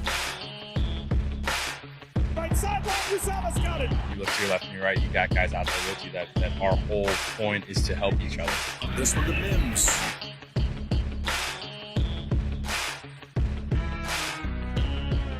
That's Corey Davis climbing the ladder. To be able to go out and lead these guys, just to know how hard these guys work and how important it is to them, and then you get that chance to lead them. Everything that happened that needed to happen for us, it almost felt like kind of like a sign, like get like a second chance almost. Gets extra pushes, running left. Maybe a little extra life to breathe into the locker room. Touchdown Jets.